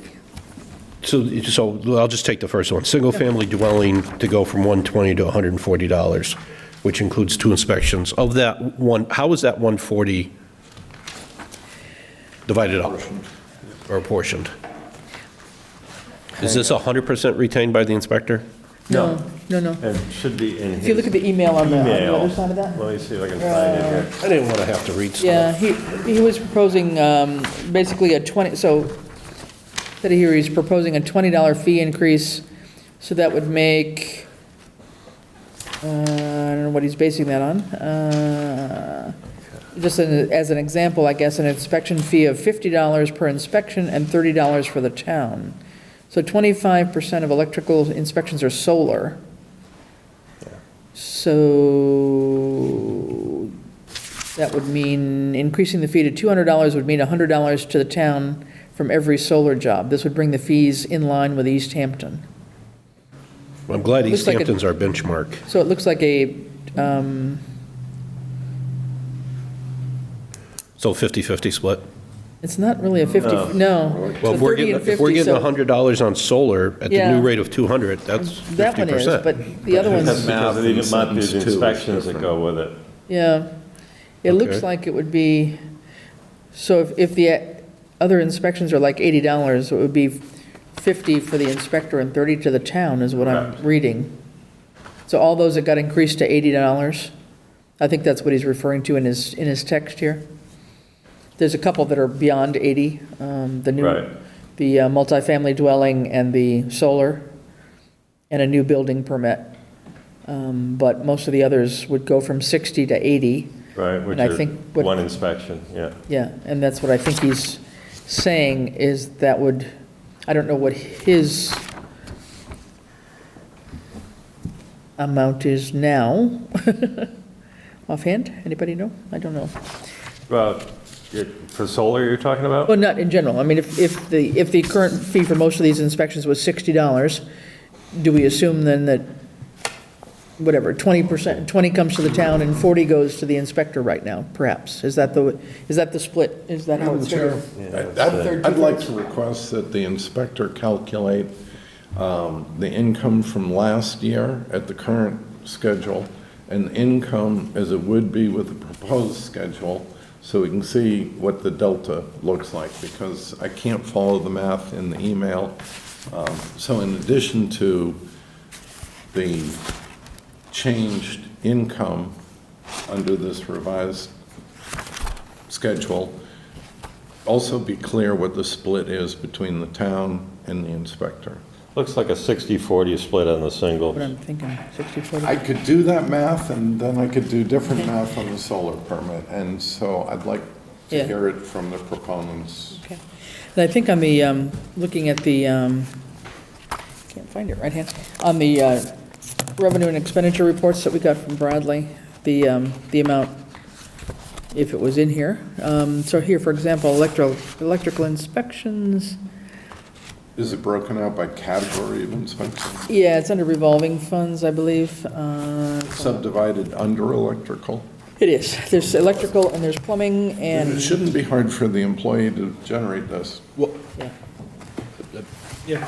I mean, I'm sympathetic to the request, but not the time taken tonight Yeah, where we don't absolutely. have information. Yeah, I'm concerned that he only increased his side of the cost, where if this has been 10 years, there must also be costs to the town that have increased for processing of these, so. Sorry, it's just. Well, we've got revenue coming in from the inspection, but yeah, we're not sure of what that amount was, so.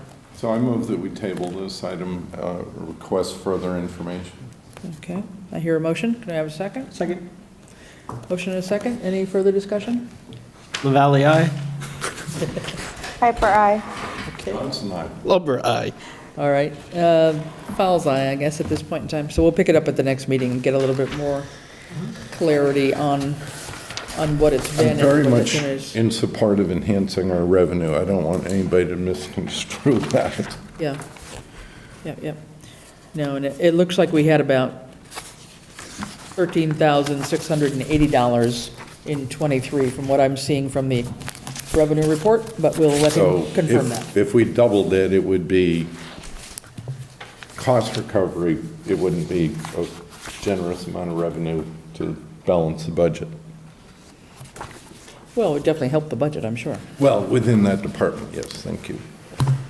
Yeah, the flip side of that is we basically have an employee that hasn't had an increase in 10 years. Yeah.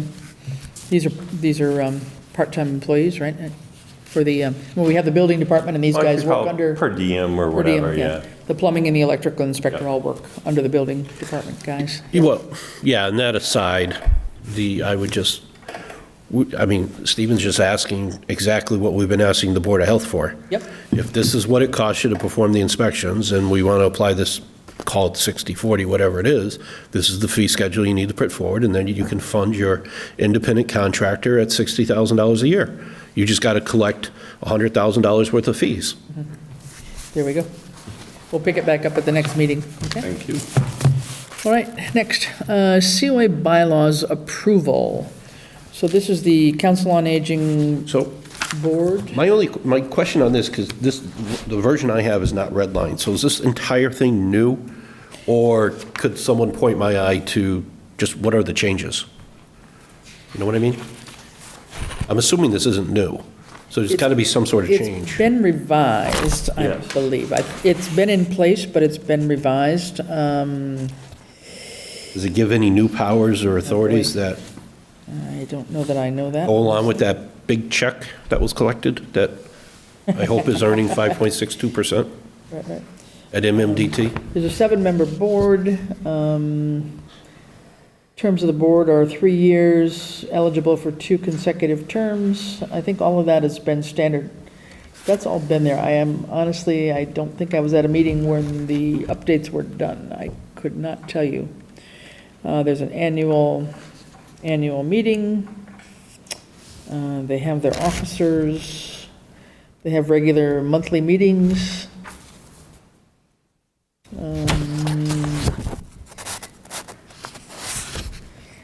So this is something that COA board has already voted on. These are the current board members, and they've already voted and approved it, and I guess because the COA board reports to the select board, to the They're an town administrator. administrator. Board to the select board, They're so an they would advisory need the board, so select we're board to approve asked their to bylaws. Essentially ratify their bylaws, I guess, is what it is. I honestly can't tell you what's changed though, John, I don't know.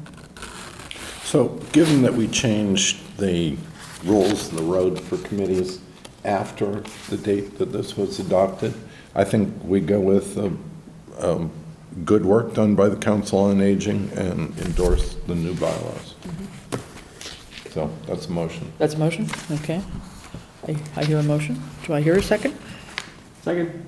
Second by Dan. Okay, further discussion? I guess I'll go along for the sake of going along on this particular one, but I guess in the future, Yeah. it's easier if somebody just draws your attention to what are the And I changes. don't think I saw it. but- Sorry about that. And I Yeah, don't- and I'm trying to remember. A quick read doesn't and of course, really reveal we only anything. Print in black and white, but I'm trying to remember if there was anything that might have been in a different color. Yeah, I don't recall seeing it. Okay. And I think a lot of this is probably very much there might have been just some minor tweaks, but I think this had been in place already, and this is just Yeah. a renewal, basically. It's one of the few. Oversimplifying, but Yeah. if the only change is going from selectmen to select board, granted, let's just do it. Yeah, But- okay. I will find out as the liaison to the Council on Aging and report back to you next time. Mostly the Otherwise- date for the annual meeting and the fourth bullet on the first page. Okay, thank you. Must be Janet's listening in, all right. Fourth bullet on the Otherwise known as the letter D. D, yeah. Plan and promote programs designed to meet the guidelines established by the Executive Office of Elder Affairs. Okay, Oh, good. yep. On the motion? 7 members appointed by the Select Board. Okay, I think that's probably, okay, all right. Thank you for that clarification. All right, so I think we have a motion and a second. All those in favor of ratifying, adopting, approving the bylaws as approved by the Council on Aging Board? Ellie, aye. Piper, aye. Johnson, aye. Lumber, aye. Fowles, aye. Okay, so be it. And I assume they will put these up on their website as well, so that they're clear for everyone. Thank you much. Next, Easthampton Media Contract Extension. So, as you may know, and Ed handed out the current contract separately. It was in this pile of stuff that Ed gave us tonight. The current Easthampton Media contract was a 3-year contract, and this is proposing a 3-year time extension, right, Ed? Yes. And I'm pretty sure this would need to be retroactive to when the early one expired. Okay, and the only change that is being proposed by Easthampton Media is what you have in your package that's in bold, under the amendments part. That's, I think, the only thing that he's asking that we change, which is just putting down very clearly that I'll just read it out. Services provided by eMedia, as determined jointly by the town, shall include the live cable castings and recording of regularly scheduled select board meetings, school committee meetings, and planning board meetings in the town hall meeting room. eMedia will provide live coverage of 2 Southampton town meetings. eMedia shall make its reasonable best efforts to provide additional coverage of other municipal meetings and other town-related programming, subject to reasonable availability of staff and/or other resources. Requests for such additional coverage of other municipal meetings or town-related programming should be made at least 7 days in advance of the meeting to be covered to afford eMedia the opportunity and ability to provide staffing. So I think part of what is behind all of this is, and largely I think we were forced into this with COVID, right? That we had so many Zoom meetings and we had to do a lot of recording. So every committee was doing Zoom and recording and sending them off to Easthampton Media to load them up. Some people are still doing a lot of Zoom meetings, but fewer are doing Zoom meetings, and I think that became a huge extra burden that wasn't part of the contract with Easthampton Media at the time. And I think, correct me if I'm wrong, John, they have not been doing live telecasts of school committee. And I think that's something, I would tend to agree that of the things in town, the select board, planning board, and school committee would be the 3 that should be live broadcast. Does anybody disagree with that notion at all? John, is that? No, I don't do you think disagree with it at all. I mean, I was even content to do the recording Uh-huh. and then put it up afterwards, but, Yep. but they haven't, as far as I know, Uh-huh. that has not been corrected here to allow recordings in this room. That would have to be requested in advance, and then they could do it remotely. The recording in here? Yes. Okay. Yeah, they could do a You- recording here as long as they we know just- when the select board. It's not set up so we can push a button and do I it. got you. Yeah, when the school committee meetings are, just like they do planning and select board now. They would just need to know the dates, and then they would do that. Yeah, that's what they're proposing in here. So as someone who does not subscribe to cable, I don't get channel 191, 191, yeah. Yep. It's also available on the web. And on the web, what I find are minor committees. The three mentioned are what I don't find, select board, school. Oh, and planning. they're on our town website. On our town website. They're on the town website, and you Not can, easily found on Facebook, Easthampton Media. not on Facebook, I don't know that, but they're definitely on our town. If you go onto, there's a place that says watch meetings, and all the various committees It's are under there. Get Connected. Yeah, under the Get Connected header on our town website, you drop down and it's a watch meeting. And Button. those are archived or those are live only? Those are archived, so, yeah. Thank you. Yep, and they go back a couple years' worth. One of the things I think we'll have to just talk to Jeff about is there's some that are there, they're visibly there, but there's no start button for some of the older ones, like a year and a half ago. I know I went back trying to listen to something, and there's not even an arrow to push to start the video, so we'll have to correct that. But I guess one of my questions was, do we think that the 2 town meetings is sufficient? We tend to do a town meeting and a special town meeting, but sometimes we do a third special town meeting. Do you think we could try to push for a third, or a third as an exception, or should we just leave it as 2? I think you should. Try for 3 town meetings? Have they given us any indication what the ad hoc specific charge might be for, say, a town meeting? If we went above and beyond the allowance. Right, if it was an incremental add-on, because they're suggesting that a whole bunch of things would be incremental, case by case. So if not 3 town meetings, we're at 2, what might we pay for the additional third? Yeah. I mean, I'm not going to hold up approval Yeah, of this, no. but I have no idea what they're thinking. Yeah. Well, if it was me, I'd say that depends on the length of the meeting. Yeah. Yeah, it might, yeah. So I think, I mean, the point is, yeah, I mean, the point is, we often do a third meeting in a year.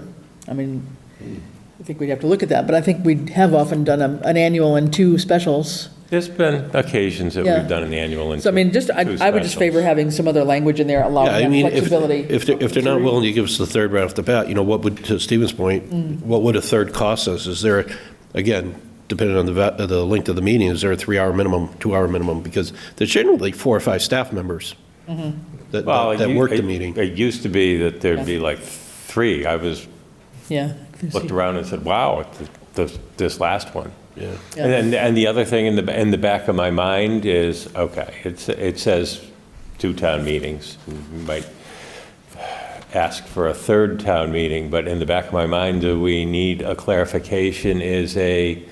Does that, whatever the length that town meeting runs, if it goes into a second night because there's so much on an agenda or what have you, or if it goes into a second night, is that considered a second town meeting? Heaven forbid. Well, I haven't been here when we've had to go into a second night, thank goodness, but, I think these are all good points, and it says that we need to go back and negotiate further, and I'd just like to say that I find the service, when I can find it, I find it incredibly helpful. okay. Yep, okay. So I think we can go back and ask him for a couple clarifications and try to push the idea of a third meeting as needed. May not be a regular occurrence in each of the 3 years, but should there be a need for a second special town meeting, that we would request that be part of the contract or something like that. Okay. All right. If no other question, I don't think we need to have any vote or anything on that. We'll just go back and talk about it and then hopefully bring it back on the January 2nd meeting. Okay? Alrighty, yes. Highlight the total annual cost when it comes back for final. Sure, yeah. Yeah. Yes. All right. Next Senior up. Center? Senior Center building update. Next steps. Ed, you want to say something about that, since you were present at the big award of probably the biggest check you'll ever hold in your life, right? Senior Center. Yes. Building update.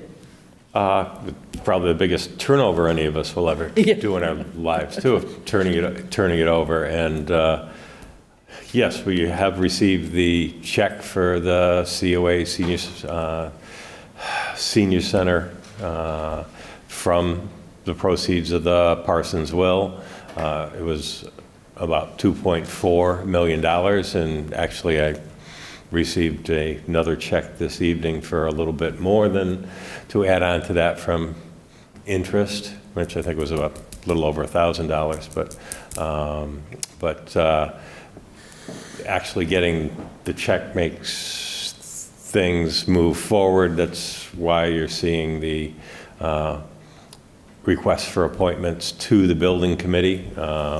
So they will start their work as far as what they need to do to acquire their preferred property for the annual town meeting in May, and be going forward to see what they need to do after that point of hopefully that acquisition is approved, even though the proceeds or the funds that will pay for that, will come from the gift fund from the proceeds of the Parsons will. So there won't be any monetary appropriation, but as the acquisition of real property, whether it's through donation or $1 or any amount, that will still need to be approved by the town meeting vote. Right.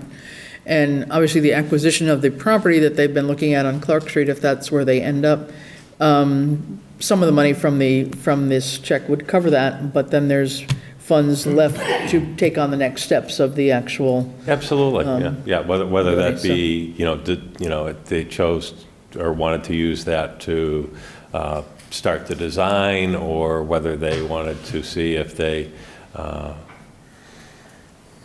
would like to look for an appropriation to start the design and save that money towards construction.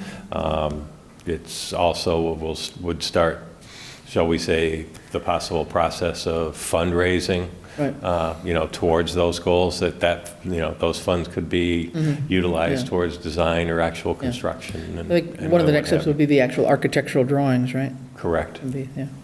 Okay.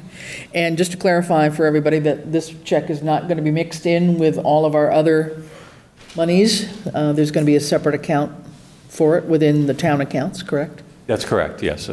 We had set up under the gift fund, which I'll mess this up, and Bradley will get mad at me. I believe the gift fund is Fund 28, not 24.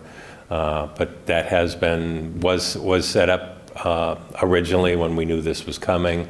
A separate account both on the expense side and the revenue side to track all of this has been set up on the books, and you will see it going forward in our reports. Okay. Further on that point, that's the accounting for the receipt of the gift and the expenditure of the gift. The custodian banking the funds until we use them is whom? What's that? Where are the funds banked, physically invested?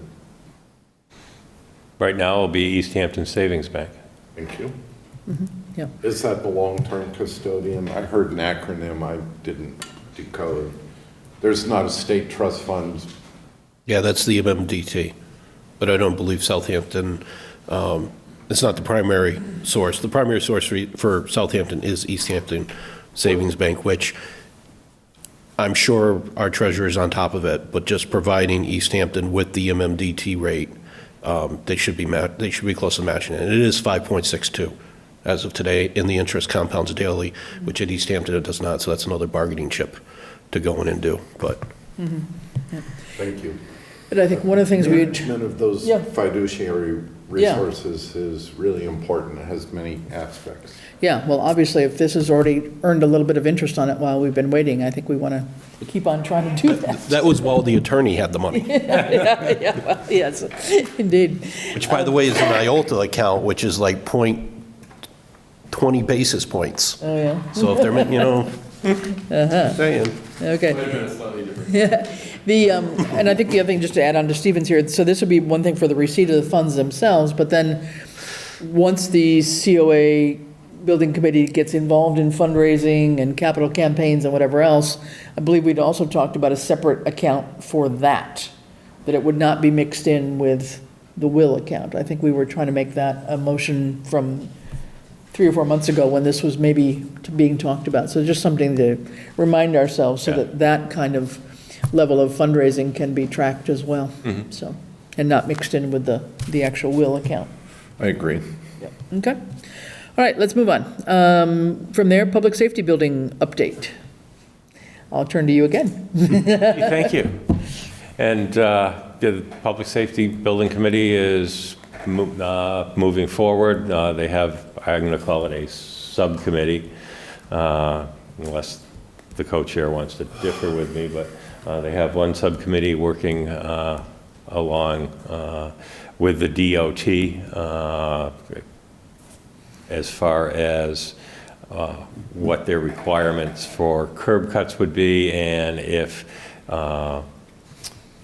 we would be eligible to have our own curb cut if we acquired the front right commercial lot, and that would not prevent the roadway, the private road, into the parcel to not have a curb cut. And then I have been working with the owners of the property to see if we can get some additional information, because right now this property is not subdivided. So trying to find out just some generalities of if they've even got an approximation of what those commercial lots may be laid out to in size, and what are the actual physical measurements possibly of that 4.2 acre parcel. So I have been in contact with the owners, and they are checking to see what they might have available to send along, for me to send along to the committee to help work with that. In that same category, do they have geotech studies, depth to groundwater and percolation rates and all that, and can that be made available? Don't know if they have it, or they could find it. I mean, I think they were going to talk to Heritage Surveys, first of all, to find out what had been done thus far in terms of any layout of the layouts. property. Yeah, exactly. I don't know if we've gotten that far with So that's a design thing, but I'm talking about more of a physical capability issue. We've gotten some, well, I have to refer back to some of the work that the consultant from HKT, the architects, had done when they came out here. They had a wetlands person come out and look at the various properties. Probably, Yeah, and this one doesn't have much issue compared to the one right here and behind the fire station. Beautiful, flat-looking ag ground just won't perk worth a darn, and so that's something to know going in. We know the soil there is very good. Yeah, they've had a soil It analysis. looks like it's excessively well-drained, which is a different challenge, but yes, okay. Yeah. And are we also looking at pursuing the option of acquiring the entire parcel at town meeting? Are we going to, because I thought the last talk was it's going to be option A, B, or C, and up to the voters to decide. Or is that off the table? You're going to throw something at me, but the topic I was asked to address was the Public Safety Building Committee. Where are we on determining whether or not we're going to put a... No, the thought process is anyone interested in the acquisition of the entire 54 acres has been, shall we say, I have reached out to make other committees such as parks, housing, whatever, know that the select board was at least semi-interested in that option, that it was not off the table. So while definitely not as deep into those possibilities for option C as the options A's and B's, I know there are committees out there already talking about that. Yeah, I mean, I would just say the school committee is interested in it. You know, especially given the article that was published on Friday and moving forward as an option. You know, it's not 1966 anymore. Yeah. It's not? It's not. Well, and I think within the purview of the Public Safety Building Committee, it's really looking at the potential for the donation and that commercial lot. Anything above and beyond that is really outside their wheelhouse, right? Which is why it's come around in a different way. But by pursuing that strategy, I guess I would say, or that focus of donation plus the commercial, that allows, should that get approved, that allows the architects to keep on going and working with the Public Safety Building Committee. Yeah. Otherwise, the architects are stalled until we have a town meeting, which makes little sense. Yeah, and one of the caveats from the owners is they want everything put in place by the annual town meeting. So it was trying to deal as much as possible with getting the information we need to go back to the architects, HKT, and re-engage them to get that information ready for the annual town meeting. Yeah, but it sounds like probably one of the next steps will be, given these other committees are interested and are maybe talking a little bit already, will be some sort of a, combined meeting with at least representatives of those other committees to have a real, chit chat about what makes sense. I agree, and especially, I mean, the more committees that are in favor of it, and if there's a master plan where domino effect, I mean, I can't believe that naturally would not proceed to wide support amongst the voters at the box. Yeah. So we'll see. So, okay. All right, let's keep on moving here. We have a regional dispatch MOU, just an update on that. This is the intermunicipal agreement between Easthampton and Southampton for our dispatch. And I know we've still got some further discussion maybe on this. I'm not sure it's ready to sign tonight. No, I have some amendments I'd like to suggest before we're at that stage. Yeah. So, And I was going to say, two pieces. I would like to suggest that the select board already, shall we say, voted to allow Chris and myself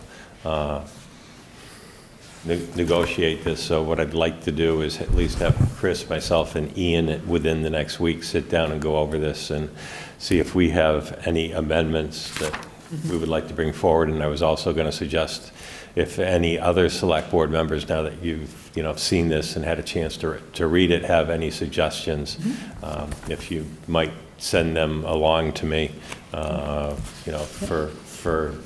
being included as being suggested at our request. Yeah. And then the last piece of the puzzle, and I'm still, that finance bean counter end of me is still a little concerned about the current ask, only because I took the time to go back and take a look at the Westfield Southwick IMA, and that's basically Westfield's doing that with Southwick for $100,000 a year. So I still have, I have some concerns about what that original reach out was. I don't know how the select board feels about that. Yeah, because that was going to be basically double the amount is what we've been told. Although we know that the first 3 years, right, are 100% covered by a state grant or whatever. If they get it. If they get it. Award the grant. If they're awarded the grant, okay. And then it goes down to, and then it goes down, and it's Easthampton's responsibility to apply for the grant, right? Well, that's one of the things, if it's not in this, is that's one of the things we want to add to it as an amendment, that they are responsible every year to apply. Exactly. And then after the 3 years, then it's 50% Southampton, 25, sorry, we pay 50%, then, 25 in year 5, and then 0, no, we pay the 75. state pays 50% in year 4, 25% in year 5, and 0% in year 6. Okay. Yeah. It's the entire responsibility of the town of Southampton in year Right. 6. And right now, it's being proposed as a 3-year grant. I don't know whether that makes sense, or do we do longer? I mean, I think those would be things we can still talk about. But, John, if you had a couple thoughts on your mind right now? I do. Yeah? So the first one I think is easy. The turnover dates need to be changed. They shouldn't be July 1st and January 1st. July 1st is the first day of our fiscal year. January 1st is a holiday. It's almost impossible to get a bank to move money. I would suggest the 15th of the month, July 15th, January 15th. You know, it won't come back to bite us later on. 2, somewhere in here, I mean, I'm okay with, because they're asking for a 365-day exit clause. If we want to exit, we have to give them 1 year's notice, then okay. But the counter side to that is every year, subject to appropriation at town meeting. If the voters strike out this line item, for whatever reason they wouldn't, you know, we're not obligated to figure out where the money is for the next year. And then that might be a no starter, but we should at least ask for it. Well, in years 1 through 3, it won't be because, well, Chris thinks we should put some money aside, but I didn't see anything in here that see the caps appropriation. annual increases. Yeah. You know, so, there should be some wording about annual increases. Whatever that cap is, I don't know, 5, 10%, whatever is reasonable. But I wouldn't want to be in a situation where we have a 200% increase in year 4. Right. Secondly, I think their initial ask right now is 200,000, although it's X'd out on this. So I think the maybe 125 is more in line, but add in that 20% of whatever we turn over has to be held in a separate fund for equipment and licensing upgrades within the Southampton units to stay within compliance or companionship. Hypothetically, they go and they upgrade their system, and now our stuff isn't up to par, and you know, what do we need to do without notice on that? You know, so where's the pool of money? Well, okay, we can put it in this fee, and then it's a separate pot of money that, you know. Yeah, well, and I think too- Suggestions. Yeah, no, very good. We'll try and capture some of those when we meet. But I think one of the things that we tossed around a little bit too is that even if this were not chargeable to Southampton for the first 3 years, so assuming they get the grant, should we not think about putting some money aside somehow in a reserve fund or something so that we're ready for it? So I think that's another thing that I would like to see us do rather than be surprised in year 4. I think we can do that without it being in this We do, agreement. yeah, I think that's a separate thing without influencing the MOU at all. Yeah, Chief. Yeah. I just have, my major concerns are, we're bound to have some problems with radios or any type of equipment. Sure. And it's important to have some sort of fund that's not reliant on, for emergencies, that's not reliant on grants through the city of Easthampton. You know, if our repeater goes down, while we have a maintenance contract with radio specialists, if it requires an upgrade that comes before a grant, we just want to make sure we have something in line to adjust that. Okay. I am concerned about the repeater for the fire department, and I recognize that funding may come through these grants. However, you know, we'll lose some of this control, right, by this IMA. So we want to ensure that somehow we have an agreement or some sort of funding resources to reestablish our repeater and our radios. Yeah, I think one of my thoughts, just reading through it very, very much at a surface level and not in super great detail, is just, you know, are we safeguarding the amount of control that you've expressed to us that you would like to have, you know, for this? I mean, from radio frequencies to other kind of permitting, licensing, anything. I mean, you know, are we covering that to your satisfaction, or is there something more that needs to be done there, perhaps? I think it does, if anything, language in there. You know, I did read it over, and it's, you know, it's standard language. Perhaps that what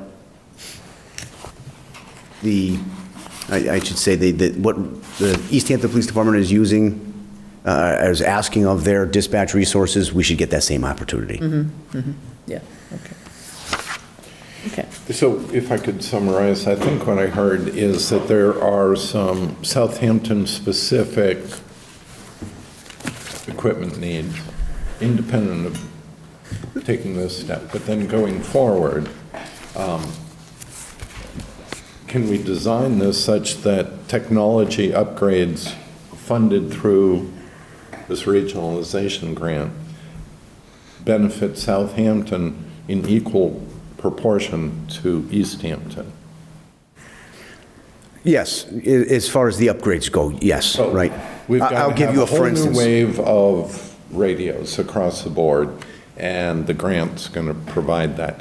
That's got to include all the Easthampton officers as well as all the Southampton as well as Easthampton. So most of these grants are competitive, and for instance, if Easthampton's radio system, which it is currently right now, they're on they're not digital, they're on a UHF or VHF, much like Southampton. I know through my interactions with them, their radio system right now is older than ours. So older than ours. So what I mean by that is, can it be, if they get one, we get one? I think the reasonableness would be prioritize what's most important for the departments. So before we get our radio upgrade, I'd imagine Easthampton has to get their radio upgrade because their radios are less than ours. Unless they can just do it in a combined effort.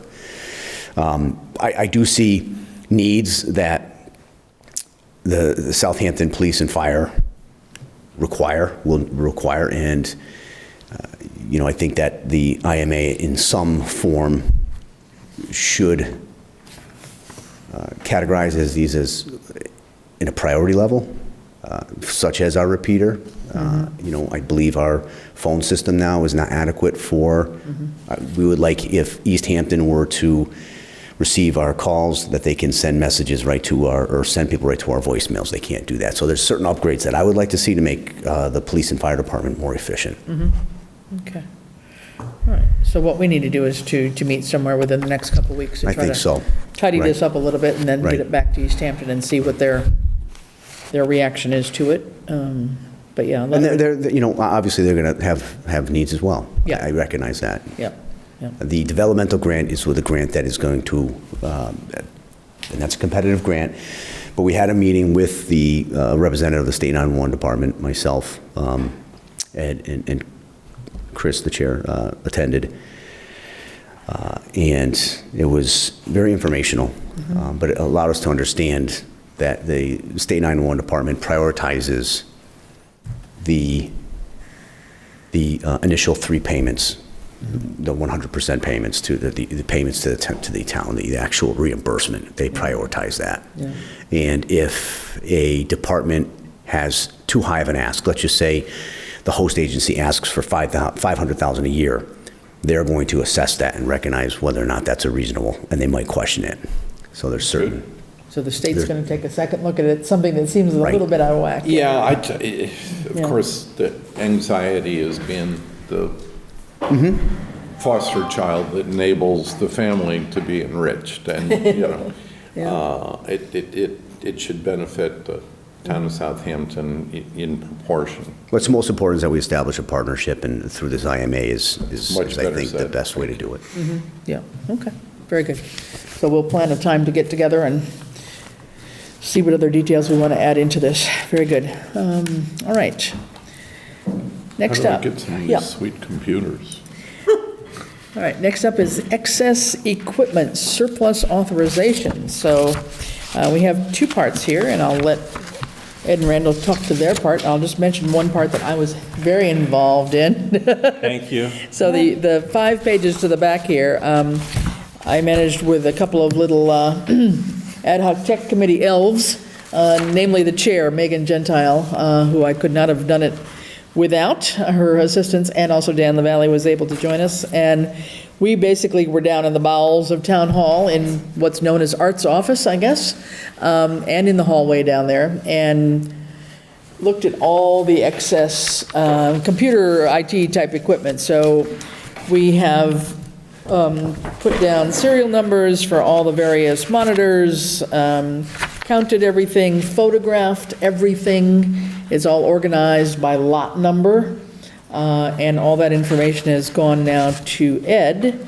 But for example, it seems like we've got 34 keyboards, for example, and I don't know how many things that I wouldn't have ever imagined. We've got obviously a lot of old photocopiers, we've got printers, we've got telephones, we've got a fax machine, we even have a microfiche machine, which I will embarrass her, and I'll say that someone, at least, that was working with me said, "What's that?" But anyway, so just to say, this has been needed for a long time. A lot of this equipment has been around for eons.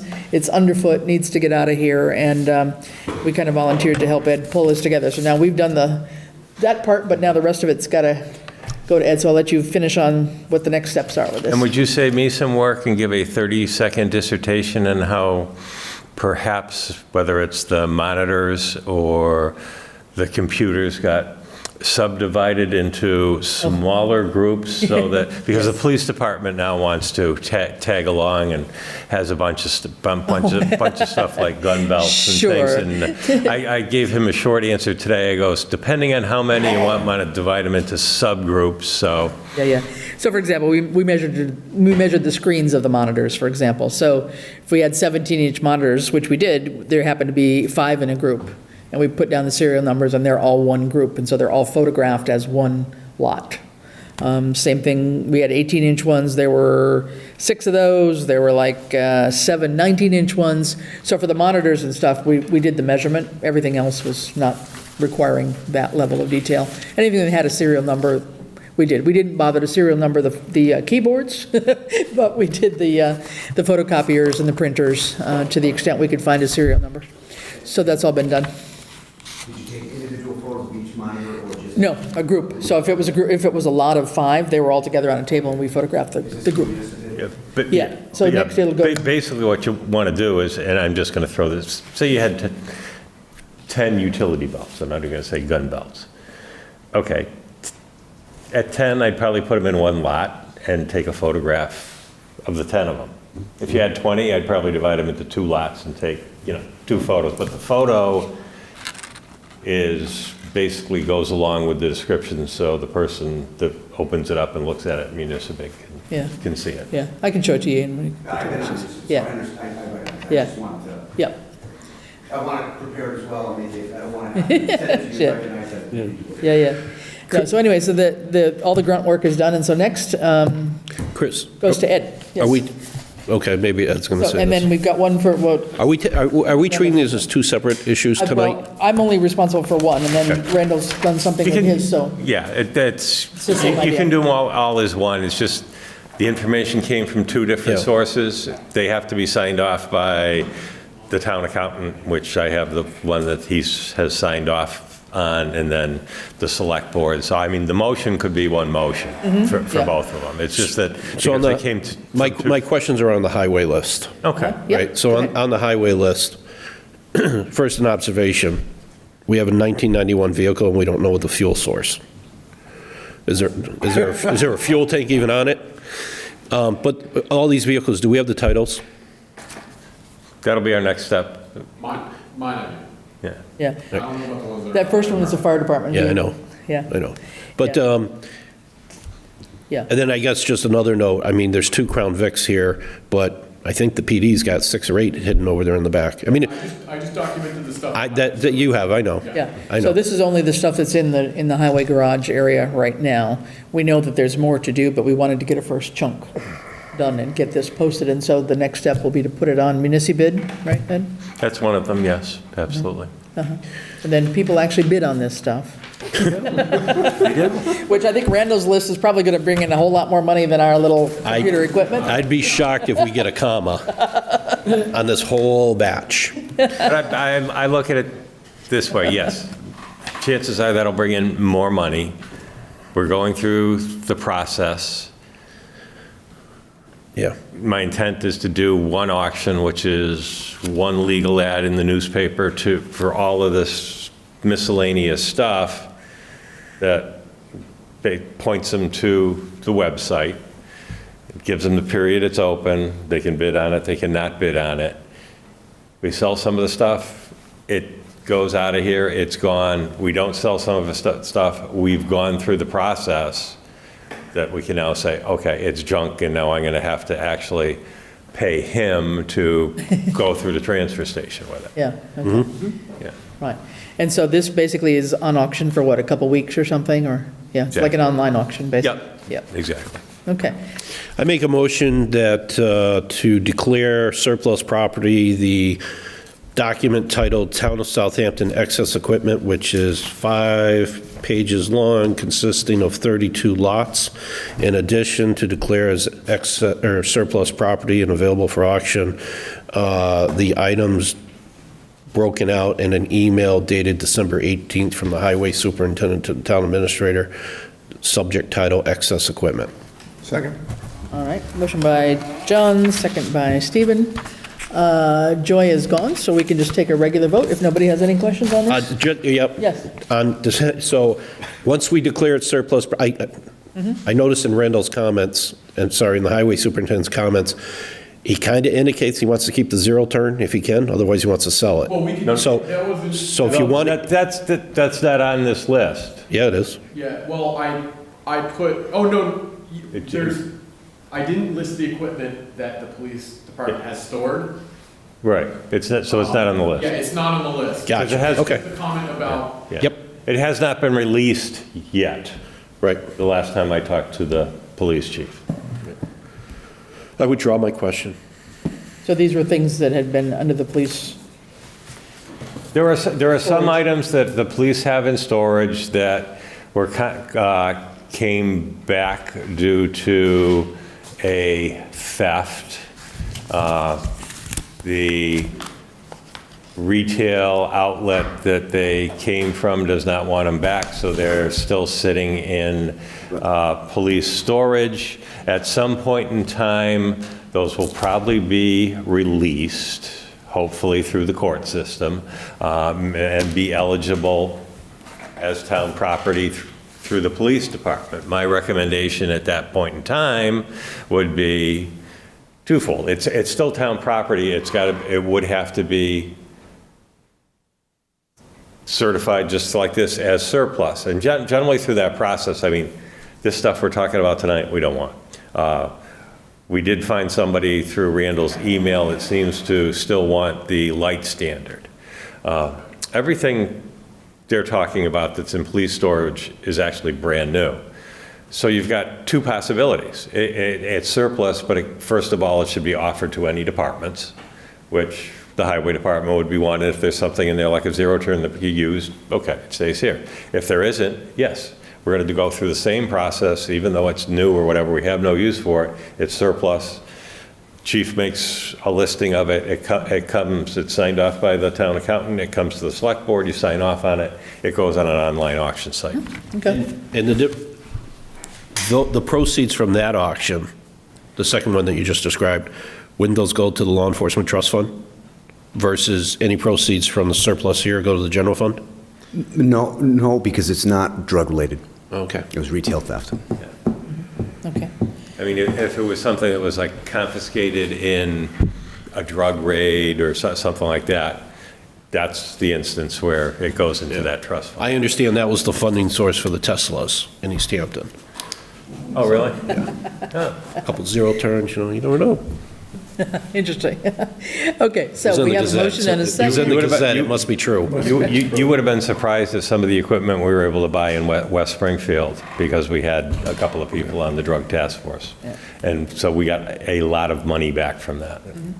Okay, moving on. We have a motion and a second. All those in favor? Aye. Aye. All right, motion passes. These are all up for disposal and up to Ed to get these onto Municipid and wherever else. Ooh, here comes the Collins update. And what I will do is I will have a list from the chief of that other stuff for you for the January 2nd, and we'll marry that into this. Okay, that sounds like a Do good one idea. auction. Sure, put it all together. You're doing a lot of foreshadowing here, because I thought your retirement was December 31st. It is. But you're volunteering to come back on January 2nd for I free? didn't volunteer, I just said We'll have get a to that list point in for a you. minute. We'll get to that point. All right. Chris is scheduling meetings multiple weeks out. I'm like, I think we're done about the end here. Yeah, okay. Well, here's the one that we've been waiting for and talking about. Our famous classification compensation. And I swear, if you say you have no update, we're going to have a problem. I have no update. No, that's not true. It's not true, but, Yeah. John and I do like to poke fun at each other. So we are reaching the end of this. I will have something from them, which is the first part of this. which is the start of what they're thinking the groupings of the employees may be into grades. They are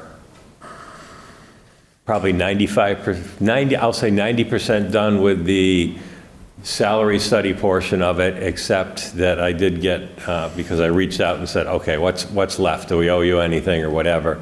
And they have not received a response from Granby as of yet, which we still classify as one of our closest, shall we say, similar communities. So Lindsay had asked me if I had a contact there, if I'd be willing to send them that survey and ask if they would complete it and then send it back to Lindsay. So I did that today, and then hopefully that expedites that response. But once they have that back,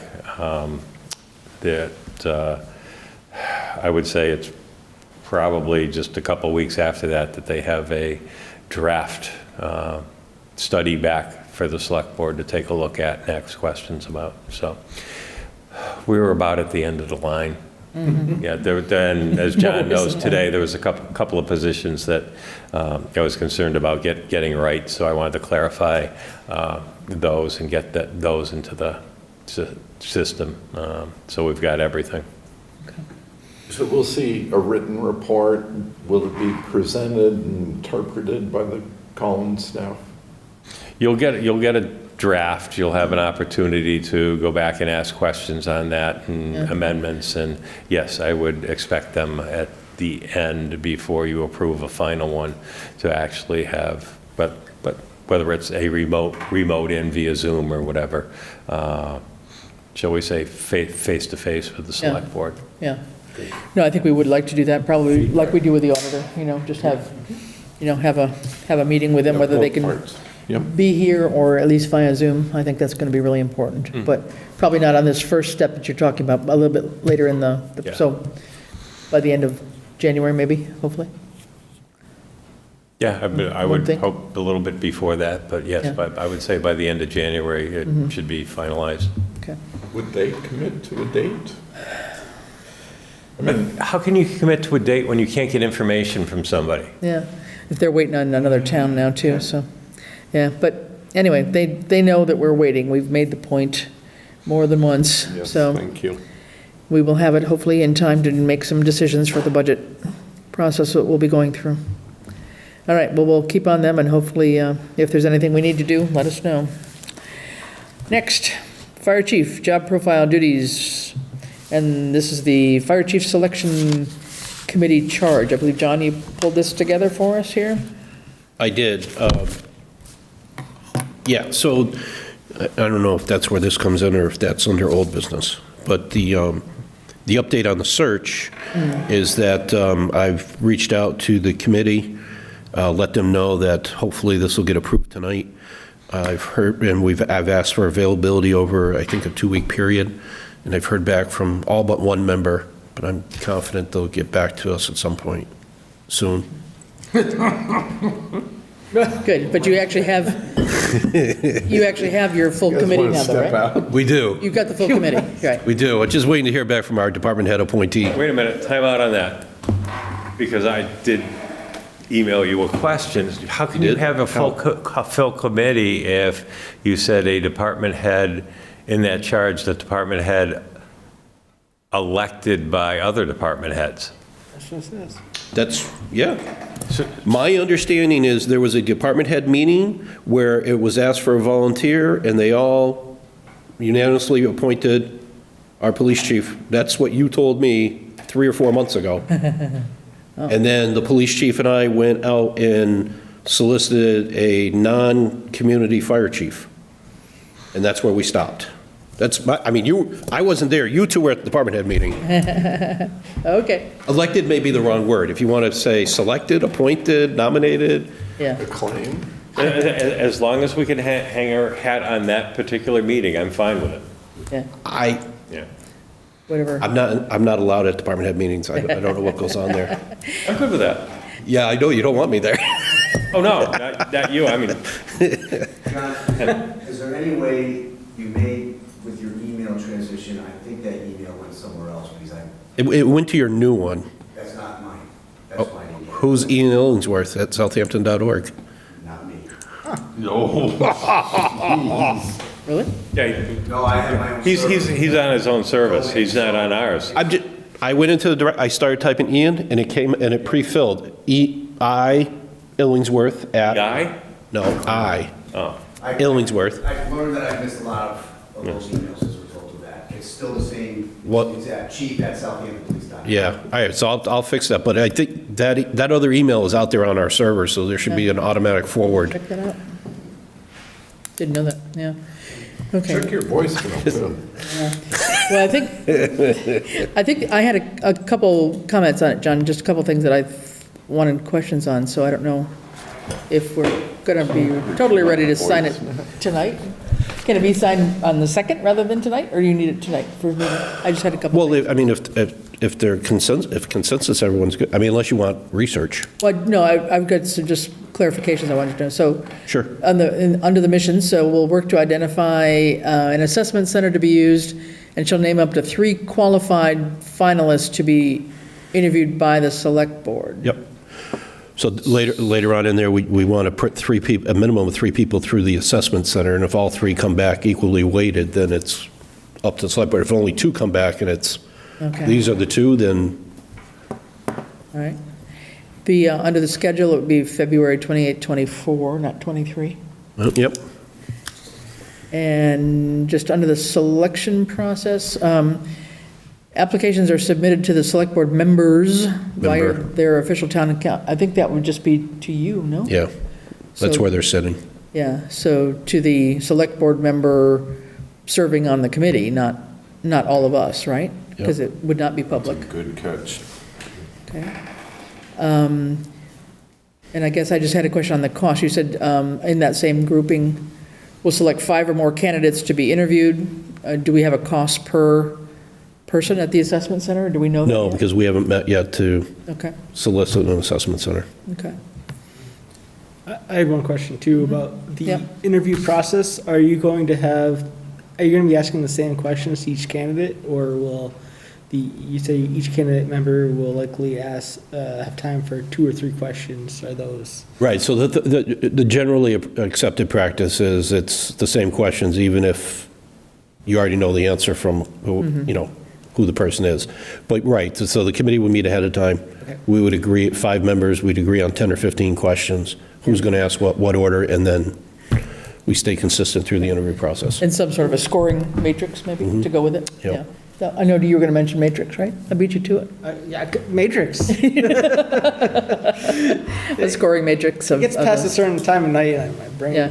So do you see, the way I'm reading it, so you're seeing like the interview with the committee happens at, for an hour or something, and then that same day they're going through the assessment center? Well, so no, it's going to be, right now, last time I checked, we're at 14 applications. Okay, really? So the committee needs to meet, develop its matrix, which I think will be off the job posting, before we even open the emails. Sure. Here's how we're going to, whatever the educational component we put in there, Yeah. I'm sure that's got to be a box. Do they meet, exceed, or not? Right. And then, so we can come up with our scores. Okay. Once we agree on that, I feel we need to do that blindly. Yeah, And then once we agree on that, then we'll have them either at that same meeting or later on, because I'm thinking they're going to be 90-minute sessions for our meetings, at least to start. Then we'll open up the applications all together, so we're all seeing them for the first time. We'll all individually score them in our matrix. Okay. In theory, whittle that group down. We may get down to 7. We may have a first-round interview without the assessment amongst us whittle them down a little more. to get down to the final 5. Okay. To then send that. Now, when that goes to the assessment, that would all happen on the same day. So that it's done that day, in my mind. But again. So the assessment panel would see all of the finalists in one day? Correct, at the final stage. How long does the assessment center take? Is that just a short exercise? I thought this was like a major. It's not a physical No, assessment. like a half-day scenario simulation kind of exercise, no? Right, but I think the way it was explained to me is there'll be enough people there so you can have multiple people in different phases of the assessment. right? So it may be a 4-hour, but you have overlapping where it's an hour and a half of the interviews, and then you have the written portion, or flip-flop. I see. Huh. Okay, yeah. I guess what was, the concurrently participate was I just didn't understand what concurrently really meant in terms of the assessment center. If you're going to interview here, for example, and then go someplace for the assessment center? I think the committee would be, the committee has the option to be at the assessment At the center center. during the assessment schedule provided, All right. or timing So- provided. So maybe just a little bit more clarity around that little paragraph of, committee will meet in advance of the interview day to discuss the questions they plan to ask and develop the scoring matrix. Yeah, okay. And then each candidate will concurrently participate. So it's only the finalists though, right? Yeah, at that point. So only the finalists will be referred to the, Are you going to send me back your markup version? I can. Sure. Those are my points that I, as I read it, I wasn't clear, so. Yep. That's all. So, okay. And then Ed, were you good with the last paragraph on there? Does that adequately? I thought it was. State, once we get here and we take the vote, it's a conditional offer, and then it just goes into, it's outside this committee at that point? Right. Right, okay. Great, thank you both for your real close attention to that. I read it and I thought it was perfect, so. He was looking, where am I serving in here? Oh, I'm not, okay, it's good to go. All right. Those were good So, edits. when do you want this back, Jen? Do you want to, is it? If we can do the second, because with the holidays and that, For sure, I don't think yeah. I'm asking, well, I got to No, I'll forward get that it to to you. Ian now. That's fine. If we can do that, we'll sign it on the second. How's that? Okay? Yep. Perfect. All right, good. Ready. Next, let's see, we've done the Easthampton aid and the proposal. I guess we're on to the DOT project updates, and we have something here for the rehab and construction work on East Street from College Highway, Route 10 to Whispering Meadow Lane. And this is going to be something prepared by VHB, our local consulting firm here.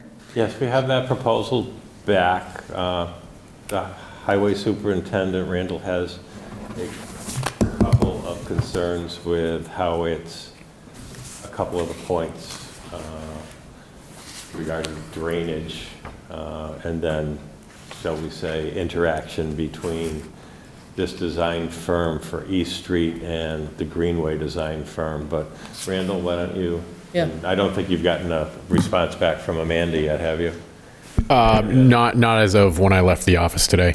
Yeah, I mean, there's some things about drainage in there. I think we have to be, I'm going to be very vigilant in making sure there's a climate resiliency built into it to make sure that things are adequately sized in order to take the kind of rainfalls we saw yesterday.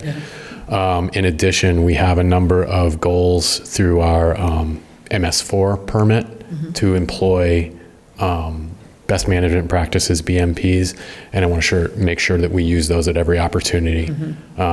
It's things like as simple as grassy swales that can infiltrate water, and it's a form of treatment, easy to maintain, much easier than a closed system like we have in the majority of town with catch basins that degrade and need maintenance, periodic maintenance. So those are mostly and then like Ed said, the intersection of the bike trail and East Street, I want to make sure that those two design firms work well together to make sure that's a seamless intersection, because it's going to be an important one. Sure, yeah. So those were the two things I saw in the proposal that kind of sparked my attention, and I reached out to the design engineer for more clarification. Right, okay. And VHB is the one that was also working on the East Street Bridge at the time, the Garska Bridge, right? Correct. So they're familiar with the whole area in general, anyway. Presumably, yes. Yeah. Yep. And just remind me, I know at one point we had been talking about the requirement of sidewalks on both sides, but that's not the reality, right? I think that is a reality unless we get a design waiver.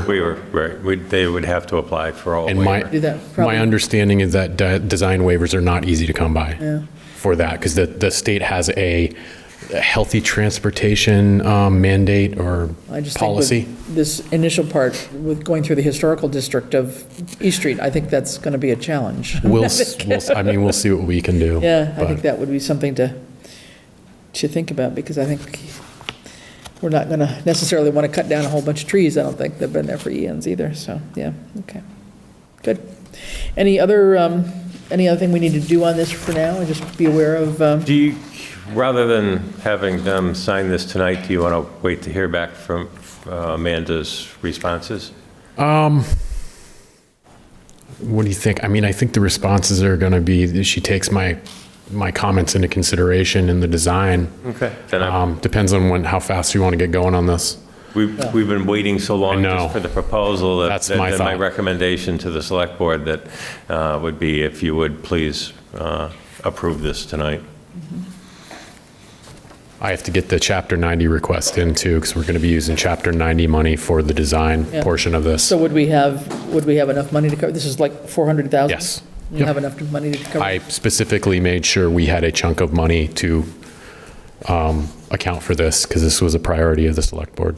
Yeah, on the flip side, would you please let them know what our usual yearly allocation is, just so in their minds that they know that how much just this portion of this design is going to take more than 1 year of our Chapter 90. Yeah, we get about $314,000 a year from Chapter 90, so it's a big chunk of money for design, but if everybody remembers, this is going to be funded under the State Transportation Improvement Program, so it's under TIP funding. Yeah, so the end result is we will probably end up utilizing Chapter 90 for somewhere around $800 to $1 million over the scope of this design, but we will be getting back a $10 million project paid through the TIP. Right, and we'll utilize Chapter 90 for design, right-of-way acquisition, and probably construction phase oversight, so. Okay. And this is actually, it takes us right on through the 75% design. It's not just the 25% design? This one is just 25. 25%. Oh, is it? Yeah. However, just keep in the back of your minds that even though it takes us through 25% design work, or the 25% DOT designation, that's really about 75% or so of the entire design. Well, I guess Ready for a motion. where I was confused, just one question, where I was confused was on the budget page, the last page, they've got 12,000 for 75% highway design submission. And then right away, 36,000, so, This should only get it, from what she had told us, this will get us to the 25% design and public hearing stage, so. Yeah, I missed that in the budget. In the first page, it talks about, I think it says 10 to 25. okay. So I was thinking that given that there's some wordsmithing and some critical but finer points to be negotiated, and both the town administrator and the department head are working on that, I'd like to provide approval for this so that they can finalize it and move along. So the motion would be to approve the Southampton rehabilitation, construction, and related work on East Street, blah, blah, blah, submitted by VHB. And to authorize the town administrator to sign. And to authorize the town administrator to sign the agreement when it is perfected. Second. All right, motion by Stephen and second by John. Any discussion? Dan, anything? All right, all those in favor? Aye. Aye. Okay, yeah, Thank as long as you're comfortable with the terms, Randall, that's fine. Yeah, keep at it. I mean, this is Yeah. a great project, and you've identified important issues, both of you have, so. It's progress on that street. We need it. Yep. Yes, definitely. Okay, next up, TA search update. Well, I guess that's me. Again? Yep. So we were going to have a meeting last week where we were going to both reveal candidates and interview in discussion with the search firm. That was not able to happen. One candidate was not finally referred to us after all, and then another candidate, whatever reason, I think changed his mind, did not decide to stay in the mix. So they would like to get us at least another candidate or two to look at, and so we've agreed that we will hold off on obviously doing anything more until we hear from them, which should be the early part of January. I'm hoping for our January 2nd meeting. And then again, we would need to do that same idea of reveal candidates and interview. So we will be meeting a little bit later this evening to talk to Ed about maybe a short-term extension. Because I don't think any of us want to be the interim town administrator. Come on, Chris. No, thank you. So I would follow the Palmer. Yeah, right. What? No, thank you. Yeah, Palmer was the, I believe the police chief became the interim town administrator. Oh, I'm fine with that. You want a motion on that? Ian and I can flip a coin, right? We'll flip a coin. Ian's here every time Ed is here. That's true. Yeah, really. So anyway, just to say that, I think in all honesty and fairness, we don't know who the candidates are. We don't know reasons for being with us or not being with us. But to me, I would certainly feel that as important a position this is, I would not want to just interview one person. I would like to have a choice, and hopefully among three, but we'll take two at least, and hopefully we can see what kind of skills they bring to the table, and hopefully something will be a match for what we need, okay? So a little bit of a delay, but they're working hard on it. Disappointed, but in agreement Yeah. that we don't want to go with the only remaining standing. So, yeah. Do they have thoughts about how to reinvigorate the marketing of this offering? I think they're just going right back out and just reaching other corners that Personal they, networking. yeah, personal networking That's and, the right and others answer. that, they, excuse me, our challenge, and I'll be honest, is that I think we're now going to be in competition with 2 or 3 other towns. So did you have any conversation with them about their feelings on, given who else is coming to market, should we consider adjusting compensation at all, or do they feel we're still adequately priced? Yeah, they were wondering if we had some flexibility in the compensation. I told them we probably had maybe a 10% or 10,000, what did I say? $10,000 something, 10 to 15,000 maybe, Okay. at the most. But we would, we'd try to find somebody that, was within our budget. But, if we really had the super candidate, we'd have to see what we could do. But I didn't get the sense that money has been the issue necessarily. I think it's been more experience of people that have applied. I don't get the sense that we've had experienced town administrators, but we've had people that have had experience in municipal government in various positions and also in the private sector. So they bring the planning, the HR, the finance skills, but maybe a little short on the municipal town administrator experience. So that'll be a challenge, but we'll see what we get. So we're just going to be a little bit more patient and see what we can work out. Okay? Right.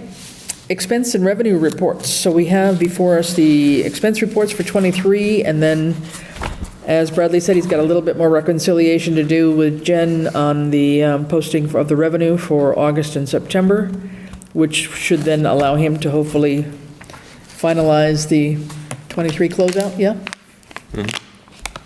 Anybody have any questions? Did you have a chance to look at anything that popped out that didn't mix? Right now, I think the way it is with the general fund, we're a tad overspent in the general fund, but that's because all the revenue's not been reflected yet. Okay. All right. Excuse me. Yep. Does this reflect this does not? Sorry? Never mind, I answered my own question. So this is 23, and then 24, we've got just the beginning expense report for 24. And I don't believe we have any, we've got maybe just some preliminary revenue there, but, yeah. Okay. So we'll keep an eye on all of these things as we go into our budget discussions, et cetera, but the goal will be to get the books closed and get the Schedule A submitted and get the free cash submitted and do all of that in January and get on some level of understanding of what our funds are. Okay? Anybody have any comments or questions on the expense reports? All right. Hearing none. Let us move on.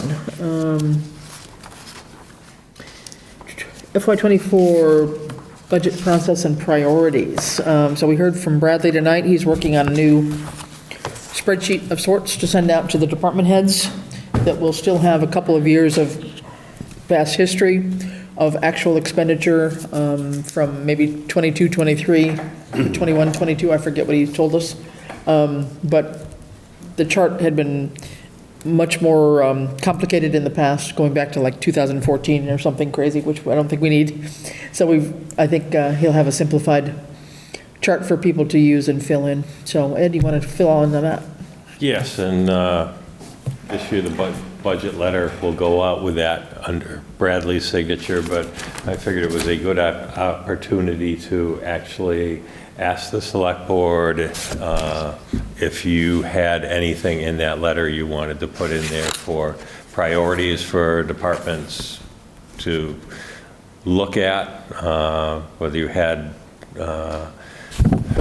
an amount of a COLA in the back of your minds at this particular time you wanted in the letter, or I can leave it out like I have in the past, saying that will be decided by the select board and the finance committee. But just looking for some general direction. Yeah, if you want, it's a good time to include it in that letter.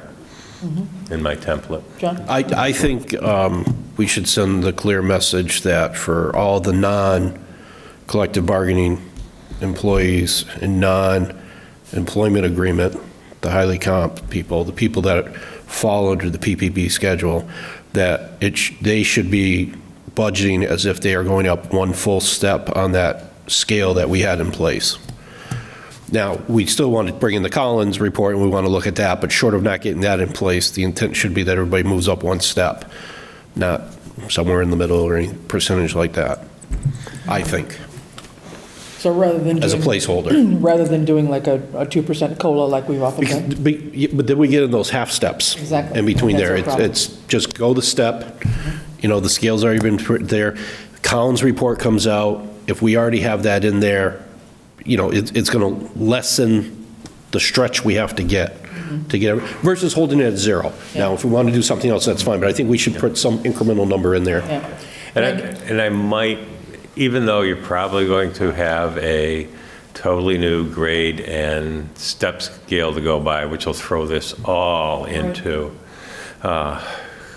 shall we say, a chaos or nightmare, only because, okay, what's here and budgeted may fall in the middle of a step.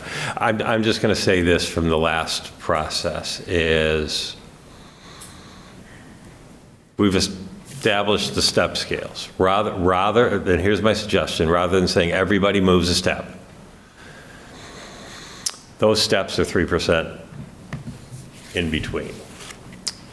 In hindsight, I would have asked the select board to give a 3% COLA last year rather than saying everybody move a step, which is the same identical thing, only because the fact that we've got a step scale that stayed stagnant. Step one is still 1571 or whatever, so keep that in your minds, going forward. We can still say budget as you're moving up a step. That step is 3%, but just keep in mind whether it's this or when you move to the Collins Center one, if you don't want that to stay stagnant and say, darn, that step one just isn't competitive anymore, do the COLAs. Like I say, even if it is the equivalent of moving the step rather than saying move the step. Yeah. Was it 3% or 2%? 3. It is 3%? It is. Current step structure is 3%. 3%. Yeah. I guess my concern, I hear what you're saying. My concern is I think we've had such confusion, even at least with the previous select board, about which wage scale we're really looking at here and how to read the steps versus the grades. Does it go up and down, left to right? The grade. I think we're going off the one this select board approved 2 years ago. Well, but I just feel like there needs to be, if we're going to send that out, we need to send out the wage scale we want them to use with a couple instructions of this is. Oh, that's fine. Grades are here, steps are here, whatever. I mean, something, just because I think we run the risk of having it all over the place. And then if we've got a, whatever, 12 grade system or something now, and we come back from Collins and maybe we've got a 10 grade or a 14 grade. You've got a 6th grade system right Or now, sixth, which or is whatever it is, yeah. too low. I Yeah. can almost, if I was a betting person, guarantee that whatever Collins is going to come back with is going to be more than 6 grades. Yeah, okay. So if we've got 6 now and they come back with a 10, I don't just know how much more work that's going to be to try and retrofit. Well, you're not going to retrofit. You're just going to, You're going to take the, well, you're going to take this position, if it was a grade 5 and now it's a grade 7, and it's going to get moved over. yeah. Well, I mean, yeah, the step piece of. I mean, the each opposite person. is to stay silent on it. yeah. But if we're going to stay silent on it, then we need to give direction. The reason why you should not be adjusting wages is because, I can't say this with a straight face, because we're going to have the Collins report in time for the budget, and we trust that the select board will make this adjustment for you. So we, I mean, I can tell you from what I've seen on the STAM listserv already is, so far, the communities that, and this is all communities that are less than 10,000 people, the average is probably right around a 3%. And are you saying that across the board, our step system, across all grades, each step increase is 3%? We forced the issue 2 years ago. Yeah. So that's standardized. we, As a temporary fix, and then we immediately moved for the Collins report. yeah, we tried to make an adjustment last year, or 2 years ago, because we were so far off. Yeah. We tried to just do an across-the-board adjustment, which got Well- people a little bit better, but still is not accurate. As fresh eyes on this and Yeah. appreciating the transition we've been through and are continuing to go through, I think you want them to present you with a personnel component that includes an increase, and we have to inform that. Yeah. 3% makes sense. Yeah, I guess I'm just wondering, tying with John, if the instruction were simpler, just to say, put in a 3% COLA, and then when we get the Collins report, we will see where that is on, won't that be an So easier? COLA, math? no step. Just COLA rather than step? I mean, if they're Well, equal, But if traditionally you move a step, yeah. I'm just saying from the employee, oh, okay, they're going to give me a COLA, and then I still might get a step, or I'm still going to get, I'm getting a step plus this COLA. No, but I mean, just for budgeting purposes, if the 3% in between steps is the same as a 3% COLA, I mean, just, we don't have to call it anything, we can just say, just add 3% and we'll figure it out when we get the steps. I mean, Well, what I can do is just put in there that everyone's going to move a step, which is the equivalent of a 3% Right. COLA, and I can send, I'll have to redo them, but I can send out a simplified grade and step chart. Okay, well then, as long as we've got something that everybody's working off the same piece of paper, I'm, And I might even clarify it more, is that everyone has to end up on a step. yeah, and not in between steps. Yeah. Okay, I like that. okay. The Yep. next available step. With that, okay, with that caveat, I'm fine, just so that everybody's working off the same set of papers. Because otherwise, I do think that. we'll have a nightmare. Yeah, and now that we created that new position of the admin for the police and fire, you want to just make sure you send to chief at, not, I have two or three. Mine automatically populates at chief at, so. There's an email out there, Yeah. email address. Okay, so when would we be sending out the budget call? I'm going to try to start getting them out before the end of this week, because they're going to need to have them back by the end of January, By the end of January? at the latest, so, yeah. I try to give them 4 weeks. Okay. All right. Got it. Any other questions about budget and priority coming up? Okay. Good. You've got a harder job because it's time for a new union contract, so. No, can't be. We'll be for highway this summer, next summer. Huh? By the way, Huh? new highway superintendent contract too. Please, no comments from the audience. Address the mic. Okay, next. Any ARPA update? Not a whole lot here, just to give you we kind of put a moratorium on any new proposals coming in for now. We'll pick it up later on when we get more money coming in. Right now, we have a balance of about $1,538. That is thanks to money that was not needed for the final work on the carpentry and painting repairs on the old town hall and the roofing on the police station. So there were some savings there, so that has actually come back in. So that gives us the positive number. There'll be other funds, hopefully, Randall, with that famous grant on the stormwater thing, that asset management grant, some of that money will start to flow back, because we had to obligate all 140,000 of it, even though our only match was supposed to be like 35, so we took a chunk out of ARPA, which is obviously, as soon as those reflows start, that'll help us, because we're stuck without any more money. How does the money come back? It's a reimbursement, so we'll have to start incurring invoices from time bond. Yeah. Okay. So there's something according to their timeline that they had to turn in, and then reimbursements would start flowing, but. Yeah, and someone will have to file a reimbursement request with Yeah, the quarterly reports with the state. Right, yeah. So anyway, there's that, and I did send I around. won't be here to do that. Yeah, and I did send around, just for folks on the select board, I sent around, I'm going to try and do the decision tracker is already up on the website, it has been, so people can read that as much as they want to, in terms of all the detail and how we got to the decisions we did. But I did try to do up a bit of a visual in terms of a graph, so I'll take anybody's comments about what that graph looks like. I'd like to try and put something up on the website that's a little bit more colorful. So anybody that knows anything about pie charts more than me, feel free to give me a couple of comments, and I'll take it. I saw it at the end of the day. I mean, tomorrow afternoon, I can probably send you back some examples to think about. Sounds good. I'd like it, I would figure out a way to get the dollar amount in there. In there, yeah. The categories are relative, These are set by the whole ARPA. I understand. I'm not going to suggest changing the categories. Yeah. They are what they are. But the experience is the money's been relatively evenly distributed. I would find it helpful to have an absolute dollar amount, either in the text legend or added over the pie. Yeah, I think adding it, well, either we take out the percentage or we add in the text, It's a choice. one or the other. It's a choice. I think dollars and percentage is too much in the pie, but if there's a way to move these dollar figures over underneath the little legend here, I think that would be ideal. I think you can get them in separate places. Yeah, so that would be ideal. My personal thing is I'm colorblind enough that I can't track those colors around. And I think they start at 12 and go clockwise, but I'm never quite sure. Yeah. And I can never find the color ramp to change them either, so okay. God bless you. Yeah, okay. I feel your pain, Chris. Yeah, and just to say that the actual detail, Dan asked me about it, all the detail about every one of those dollars allocated is in that decision tracker, which is up there on the website now, which people can make bigger or littler. It's not intended to be printed out because it's a formatting nightmare, but if anybody wants to print it out, I guess you could, but it's there to read more than anything else.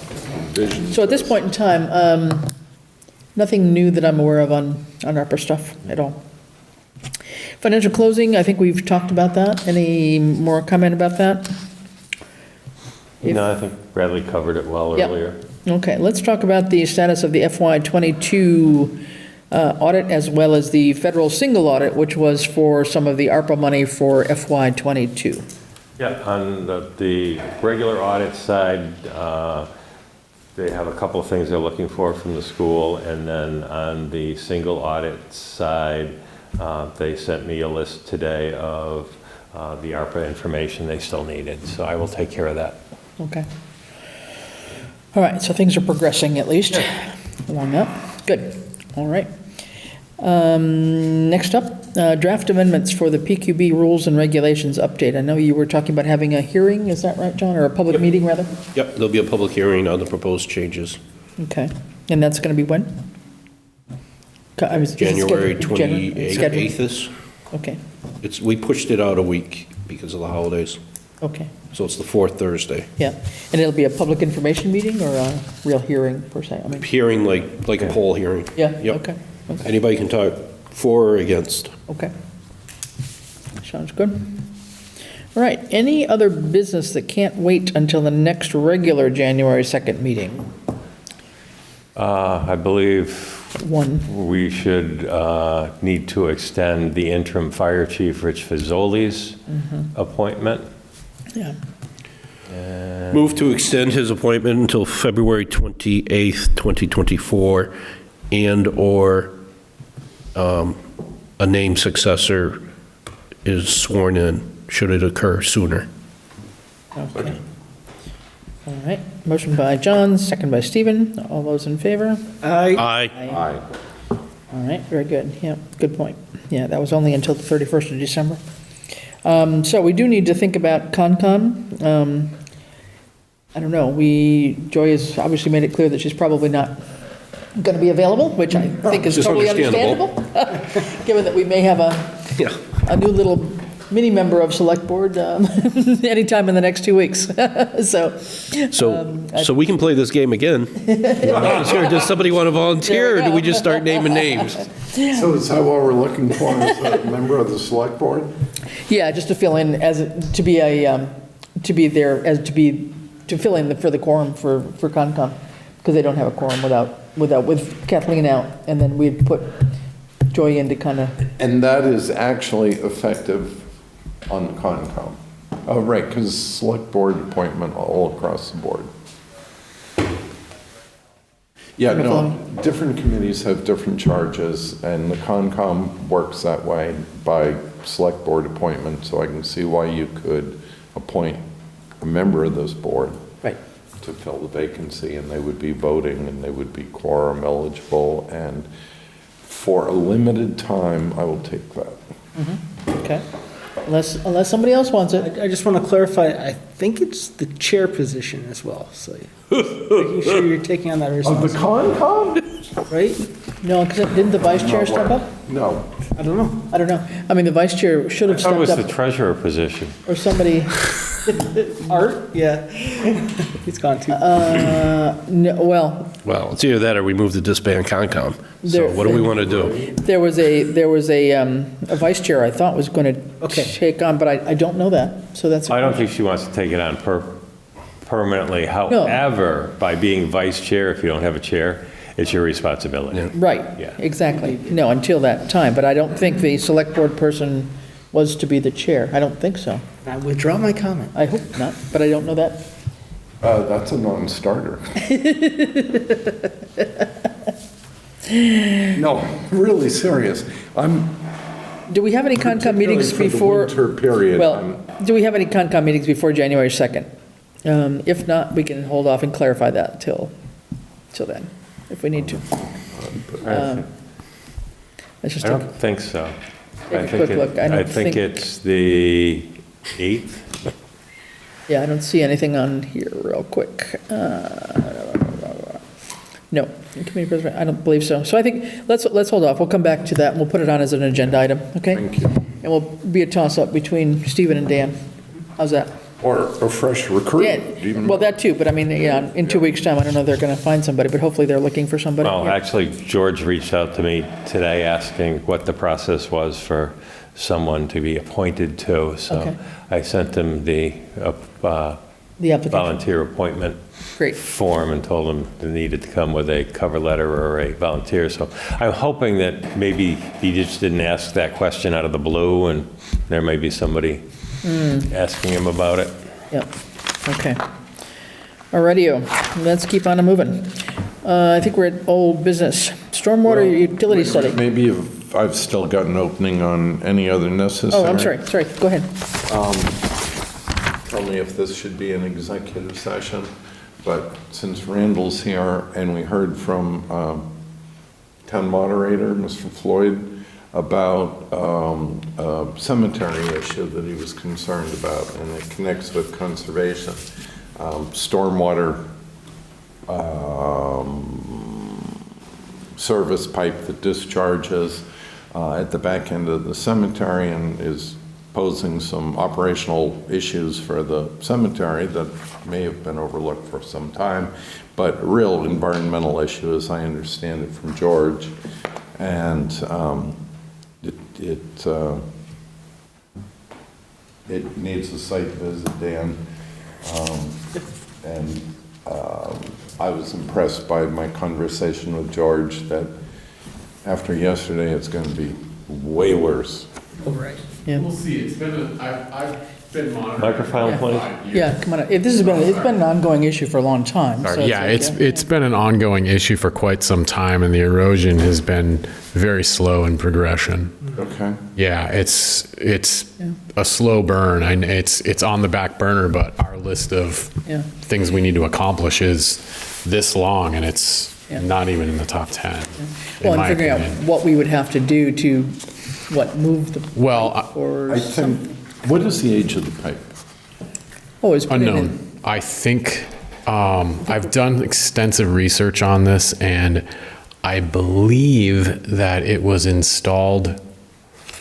I did some deed research, Yeah. and it appears that that section of the. Did you all read? Were you copied on my email where I did the research?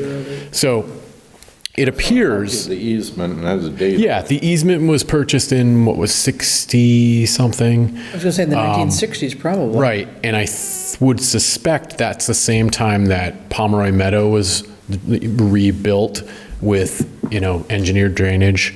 And so that easement was obtained for that drainage. Yes. So I suspect it's 60s era, but that is an uneducated guess. Yeah. Or, I don't have a lot of confidence in that era, So that answer. I'm concerned about the environmental issues and the impact on downstream butters, of course. But I'm more concerned about the operational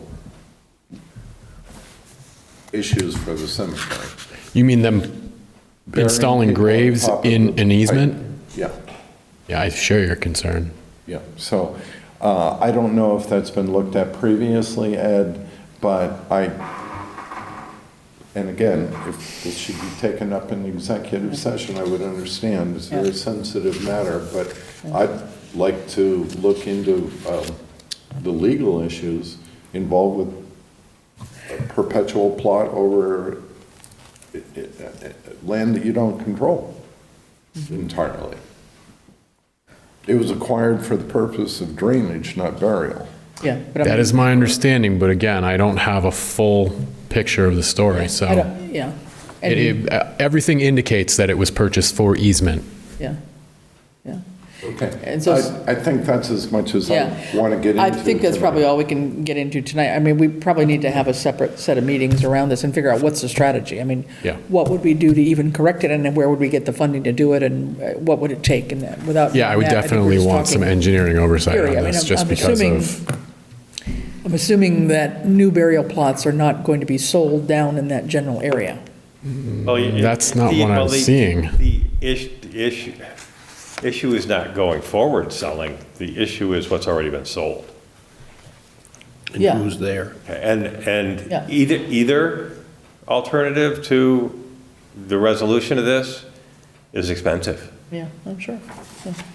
But I mean, there's a whole lot of people that have been laid to rest there in the last 60 years along that area that, I mean, That's the One of the good- expensive resolutions. Exactly. well, yeah, but I think the other issue is, related to doing something with the drainage as it comes off Palmer Meadow, I would assume, so it's not going into, I don't know, I have no idea. Yeah, I don't know. That I catch mean, basin where or else do whatever. you put it? So I think it's another discussion Yeah. to have. It's a different meeting than tonight, but let's Right. not lose sight of it. I mean, Yeah, I mean, it's been on the back burner for so long that we just can't keep up with the backlog of work we have. Yeah. It just, we never get, I have a list of projects that are in a similar vein, erosion projects that I would love to replace the drainage pipes on, but It cuts across 2 or 3 different departments. I Yeah. think it's got to be on our agenda to follow up. okay, Thank you. all right. Okay, how about on the stormwater utility study? That's a separate thing. Yep. That's under the old business?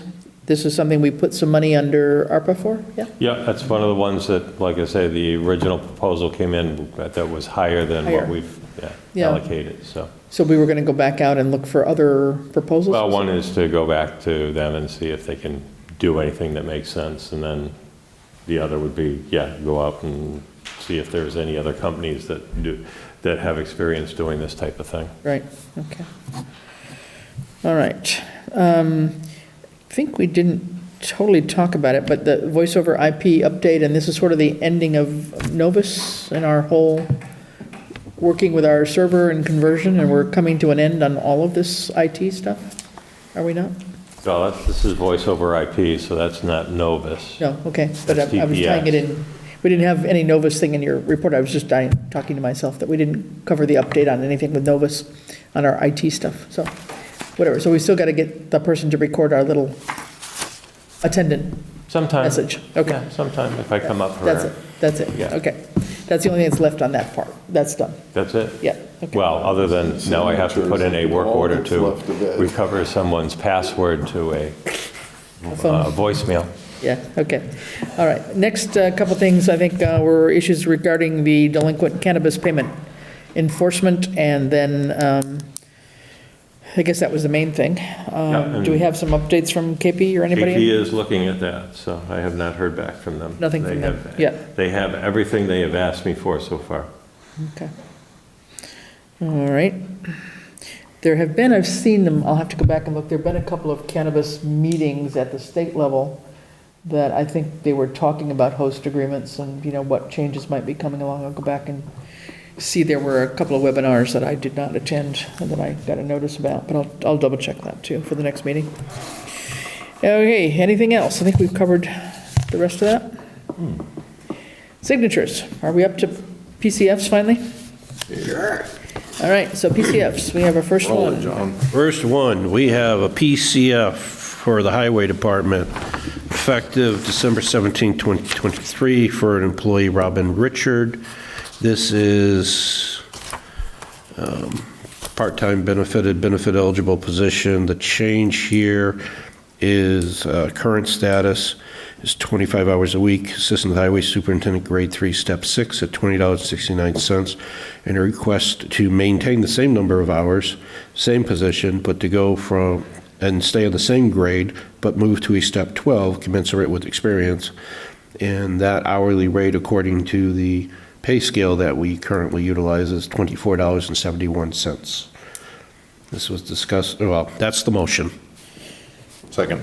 So for discussion, so this is the one that came up at town meeting, right? Correct. And was the comment not that we wait until the Collins report? Wasn't that the motion at town meeting? No, it was approved, the allocation of funds were approved at town meeting, $2,400 and some odd dollars. Okay. So that could be engaged, because without that, we couldn't even raise. Have the conversation. So once that happened, then that triggered the PCF to be filed to come PPP, because in order to get to us, the town accountant has to sign off on Right. that whatever is being proposed, there's adequate funding for it. So that got it before the committee, and we were, the individual sits on the committee, she excused herself from the room, so there were there were 5 to start, 4 of us for this discussion. Approval required 3 out of 4 members to approve. Ultimately, when we took our vote, this was about a 15, 20-minute conversation. Ultimately, when we took our vote, it passed 4-0 with unanimous support. We did ask, we followed the same logic, right, wrong, or indifferent, that we've applied to the other positions that have come before us requesting the change. And generally, it happens on a new hire coming in, where we apply the standards to it and that. But in this particular case, Grade 3, Step 12 is representing somebody that's been in that position or done a similar duty for 12 years. The thought is if you only had the basics, you'd come in at a Step 1, and then each year you move up a step, thereby getting the experience. This individual has documented just under 20 years of similar or greater experience roles, i.e., this is an assistant to the highway superintendent, but she did have time as the actual assistant treasurer, which is a higher grade assistant. I can pull it up here. But other experience. So at the end, the committee felt the standard that we apply justified it. So, and the funds were there. So it was passed and sent down to the select board with the recommendation to approve it. So we've got. I would just note that this does not, if this passes, this does not impact any hours worked at the wire department. Because this was submitted under the highway superintendent, he doesn't have authority to change that wage Follow me? So the wage for the highway department would be different? I mean, than the, yeah, Well, from the water department? that would still be up to 2069. I would assume that there would be another PCF coming along quickly once this passed. How many hours are being worked now that was supposed to be as needed at the water department? It's up to 5 as needed, which would get her up to 30, or get this employee up to 30.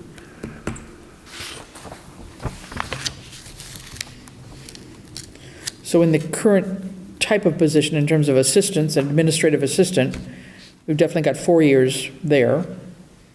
Then the administrative temporary, 3 months on the temp appointment, right, to assistant treasurer. Another 8 months on treasurer collector. Do you have that whole list? And then 1 year as the assistant treasurer collector. Personally, I would not take, in my own mind, I would not look at job responsibilities outside of Southampton. I'm just looking at Southampton. But then you go down to assistant treasurer, 2006 to 2014. So that is another 8 years right there. So it looks like, given that this is higher responsibility, if you were the assistant treasurer, than what she's probably dealing with now. Well, because an assistant treasurer for us is a grade 4, Yeah, right? yeah. So, I mean, it looks like it's justifiable. I wasn't sure what was all the rationale for putting in all these other towns? You were just showing what other people had done? Well, when we've looked at when the assessors came before us and asked, we got a narrative from somebody on the assessor board, might have been Cindy Palmer, but outlining their logic and how they got to that step, and we either agreed with it or countered with it. This is just this is the highway superintendent's, documentation for his initial position to justify the minimum change from a 6 to a 12. Got it. How does this, we talked earlier about a COLA or a 3% increase, a step increase. How would they also be getting that at the end of this year, or is that canceled out because of this salary increase? They would be eligible for that at the end of the year, in the beginning of the new fiscal year. Yeah. Yep. So Or 13. They wouldn't have to serve a year at this salary level. This salary level would take effect essentially now. Then they also would get. And then as the budget is approved for '25, it would be whatever that is, right? Yeah. Yeah, no, I was just looking at the towns. Usually we have different towns that we compare, so I didn't understand Ashburnham and Hubbardston. So I was like, why? So that's a purposeful misleader to take you off topic and confuse you. Well, no. It's one of his best attributes. There are comparables, which I recently obtained from the MMA website. Okay. I just wanted to show that. So you got something that we've been waiting 2 years for the Collins Institute to give us? You didn't ask me. I also did if you remember, I did a wage study for the highway department as well, in a timely manner. I deliberately, our discussion at PPP did not, we didn't take that into consideration. Okay. We didn't even talk about that. We just said, you're trying to go from a step 6 to a 12. Under the rules, you have to have a year of similar service or greater in order to get that year. Show us how you got to 12 years. Mm-hmm. And that's the other document where. Yeah.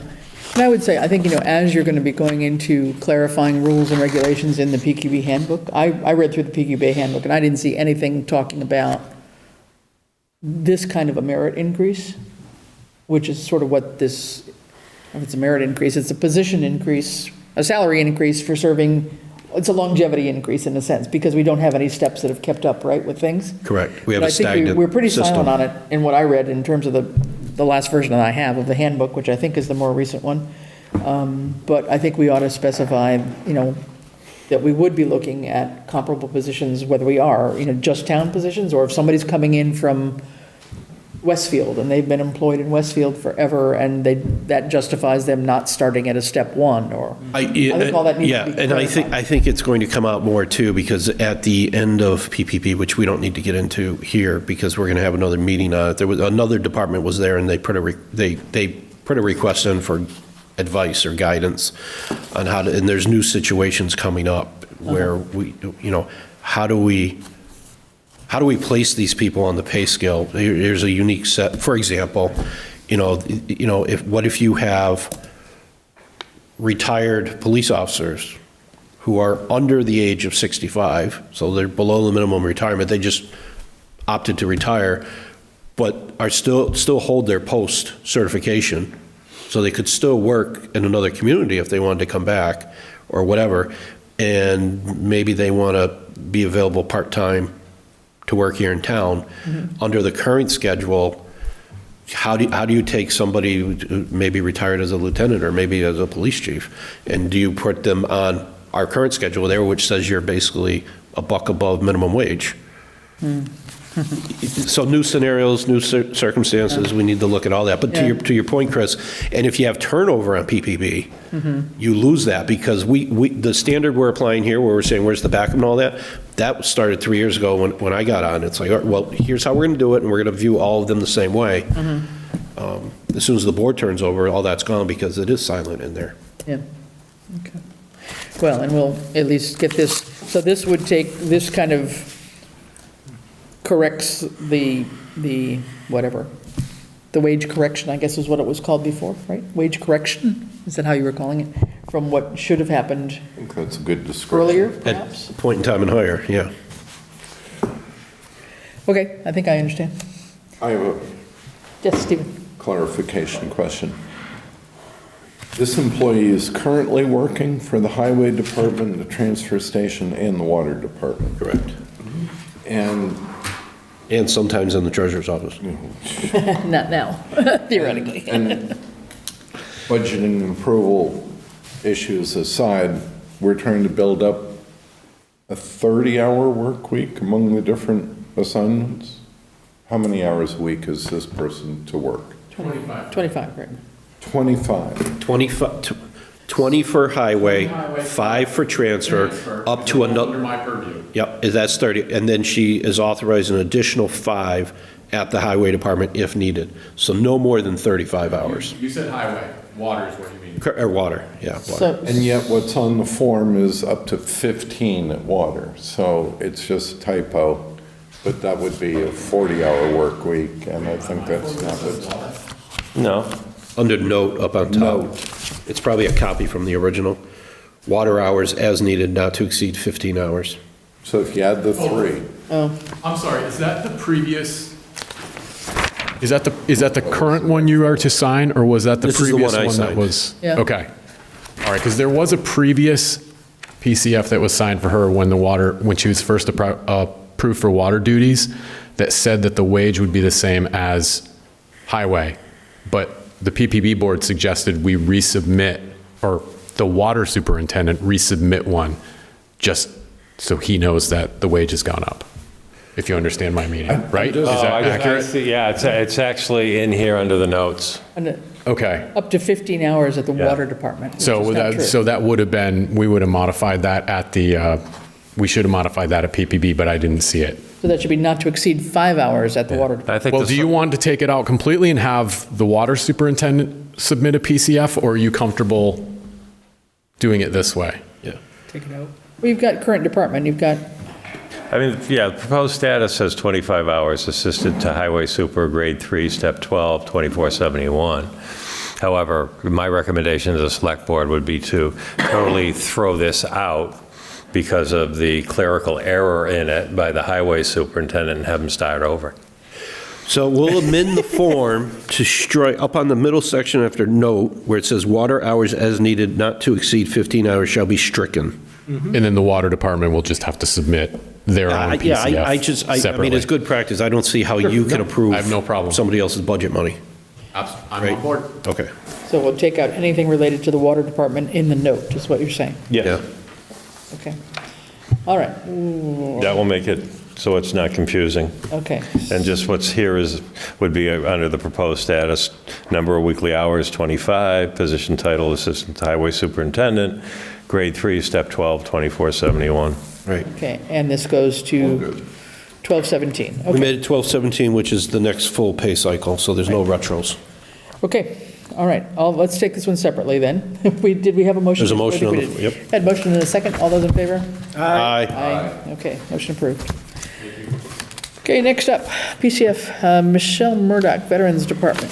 Did we- I just have Well, to, actually, that, we do you that? had done that at the last meeting, I so. thought we did that. Well, Yeah, I just, I think PPP I has took, I took what was on the PPPB agenda and copied it over to this, so. yeah, okay. So we had approved Michelle Murdoch as the new veterans, new hire, Veterans Department. Already taken care of. Perfect, okay. We have a couple here for the police now. John, go ahead. So, if, without objection, we take them up together? Yeah, sure, I guess. So, PCF regarding Matthew Malo resignation effective November 19th, 2023.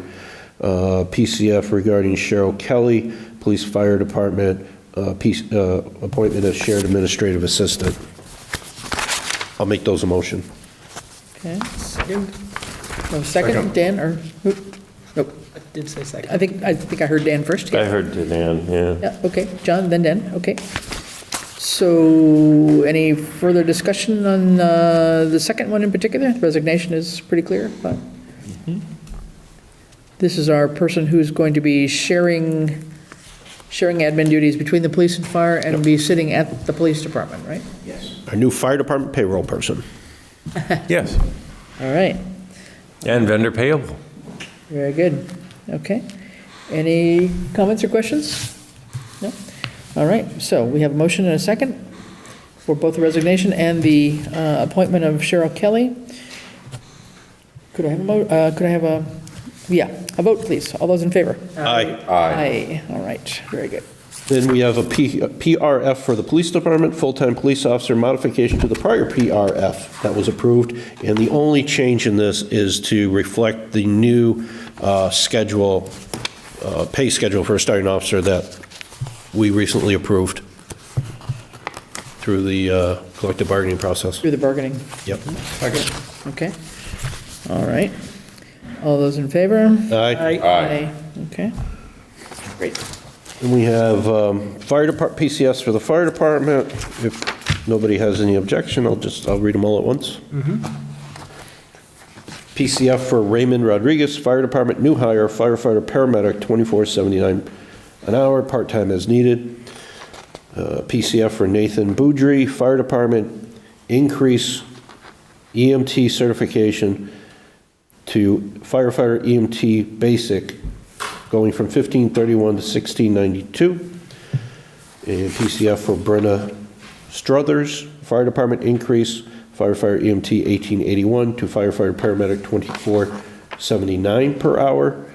And then a PCF for Trevor Savankin, fire department increase EMT basic 1918 to paramedic 2329 per hour. Okay, we have a motion. Do we have a second? Second. Okay, Dan. All right, and just a question. Are these, among these, then, these are, we had talked about hiring on 2 These are, paramedics. Are these the people? no, these are existing members that have gone through the classes and worked their way up on the pay scales Okay. And these are all still part-time? as needed. Okay. All right. With that, could we have a vote, please? All those in favor of the 4 fire EMS? Aye. Aye. Aye. Okay, that approved. Passes. Very good. Thank you. All right, next up, we've got a couple of common vics that had come in a little bit later. Who would like to read those? Motion to deny. What? Oh, they're late. They missed the deadline. Come on. Reapply next year. All right. You're getting a little testy here now. Well, I didn't hear a second. All right, we have a common vic, coin-op, other entertainment license renewal change, and this is for the Stop and Save. That's a renewal. Then, What is the coin-operated machine at the gas station? Probably a pool table. At the gas station? Oh, you know, I mean, gas station. good question. Coin op at the gas station? All I'm seeing is a common vic for the gas. the packet will be, well, maybe because I'm reading the packet will be used. Well, the title is. Yeah, coin-operated. But, So what's the entertainment they're doing there at the gas station? no, I guess we have to get past the title of the thing and check off what they check. So it's a common vic renewal. There's nothing checked under coin-op at all. Oh, it's probably just. It's just the title of the template. form It's itself. the template or whatever. It's just the title of the Okay. form. Did you make a motion, or you were just commenting? He's just out of commenting. turn? So we have a common vic for the Stop and Save, and then we have two alcohol license renewals, one for the Camp John Association, and For Tin Can Alley. one for Tin Can Alley Lounge. I move that we approve renewal of the common victualler, coin-op, other, and entertainment license renewal for Stop and Save. Okay. Second. All right, all those in favor? Aye. Aye. Okay. And Whatever the hell they're doing. then, the other two, the alcohol license? Okay. I'll move that we take them both up, approve the, for Camp John, alcohol, common victualler, entertainment co-op renewal, as well as the Tin Can Alley Lounge, alcohol, common victualler, entertainment co-op, pool table, bowling alley renewal. Second. Okay, motion by John, second by Stephen. All those in favor? Aye. Okay, great. That should take care of everybody now, Oh, now my hopefully? Yes, it does. dramatic reading exercise. All right, now we're up to Stephen and his reading ability here for the Oh, boy. warrants. Let's see how I'm doing tonight. All right, the following warrants have been approved and paid. P 24-21, a payroll warrant in the amount of $316,808.57. Payroll deduction warrant, PD 24-21, the amount of $51,293 and some interesting cents. Payroll deduction warrant with retirement, PD 24-21A, in the amount of $173,611.64. A vendor payable warrant, W 24-22, in the amount of $258,157.66. Another payroll warrant, P 24-23, in the amount of $310,153.89. Payroll deduction warrant, PD 24-23, in the amount $49,732.33. And finally, a vendor payable warrant, W 24-24, in the amount of $235,125.52. Okay, very good. Thank you much. I don't know that we have any other documents to sign anywhere. We do have some minutes to approve. We have minutes for August 1st, August 15th, and August 29. Does anybody have anything that they happen to notice here, or can we take them all to once?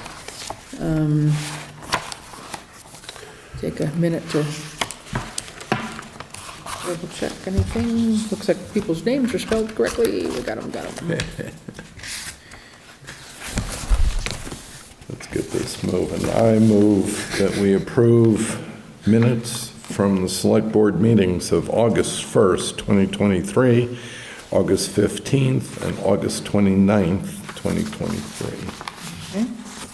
Second. Okay, motion by Stephen, second by John. Any comments or questions, anybody? If not, all those in favor? Aye. Aye. Okay, the group of three is approved, thank you. All right, we do have, what else we got? We've already talked about the VHB tip. Under pending items? Yeah, under the pending items, the Green Community Grant, Ed, do you think we will be hearing something from our famous Green Community people on those funds? These projects? You're probably gone for vacation already. The DOR people on our Green Community thing? It could be. I got to catch up with them. Yeah, I know the library's a little anxious because they've got to use their grant for lighting too. They're Okay. That's the one of the hot ones for that. Right, so we got to get that done. And we've already talked about the assistant accountant recruitment, how much we would like Bradley to consider that as a priority too, that it shouldn't be left hanging even though he's able to do it now. that's not always going to be the case, and, more responsibilities on him. He That's needs to right. take that into case. And then the other one, temporary rental revenue, I'm not sure. Yeah, so I asked the town administrator to contact the DOR and determine how many active properties fell under that requirement. They responded that there are 3 currently in town, but due to tax code regulations, until there are 4, they can't give us the list to protect their names. Interesting. But I think there's something there I also forwarded to everybody tonight the handout from the Division of Local Services that explains what this is. And we can do an add-on up to 3%. It's much like the meals and sales tax additions that we can do as additional revenue. 3% of whatever the 3 are probably isn't something, but it's also one way to get it on the books ahead of time before it escalates. I think we should review the material from the DLS and then have an informed conversation as to whether or not we want to move forward to the town to adopt the general law and add a 3% surcharge, much like the CPA funds. Right, but we wouldn't be able to do anything until we wouldn't be able to actually do anything until we had a 4th one. No, we just couldn't know who the names are. Oh. That's what I mean. At 3, you can't know the names are, but at 4, they'll give you the whole list. I see. Whatever. It's fine, they're still going to collect the tax if we pass it. Yeah, okay. So. All right, well, let's keep that on the agenda, and we'll see if we can have a more informed discussion like you suggest, okay? Yep. Good, all right. With that, we have select board meetings on January 2nd, 16th, and 30th. And then we are going to have hopefully a short executive session tonight. And before we go into that, I do want to take a minute and just say happy holidays, everybody. Merry Christmas. Happy New Year. We won't see you until January 2nd. So we were kind of remiss and didn't wish everybody a happy Thanksgiving. So I'm trying to remember tonight, even though it's actually late. But hope everybody has a safe and joyful holiday. So with that, we will be moving into executive session per MGL Chapter 30A, Section 21A3, to discuss strategy sessions in preparation for negotiations with non-union personnel or to conduct collective bargaining sessions or contract negotiations with non-union personnel, town administrator. MGL Chapter 30A, Section 21A2, to discuss strategy with respect to collective bargaining or litigation if an open meeting may have a detrimental effect on the bargaining or litigating position of the public body, and the chair so declares. Police. And MGL Chapter 30A, Section 21A7, to comply with or act under the authority of any general or specific law or federal grant and aid requirements, executive session minutes. And we will be, I think we will be adjourning after the executive session and not returning to open session tonight. So with that, could I have a motion to move into executive session, please? So move. John, second? Somebody? Second. Stephen, second? Okay. All those in favor? Aye. Okay, very good. We are adjourned at 9:52. Thank you.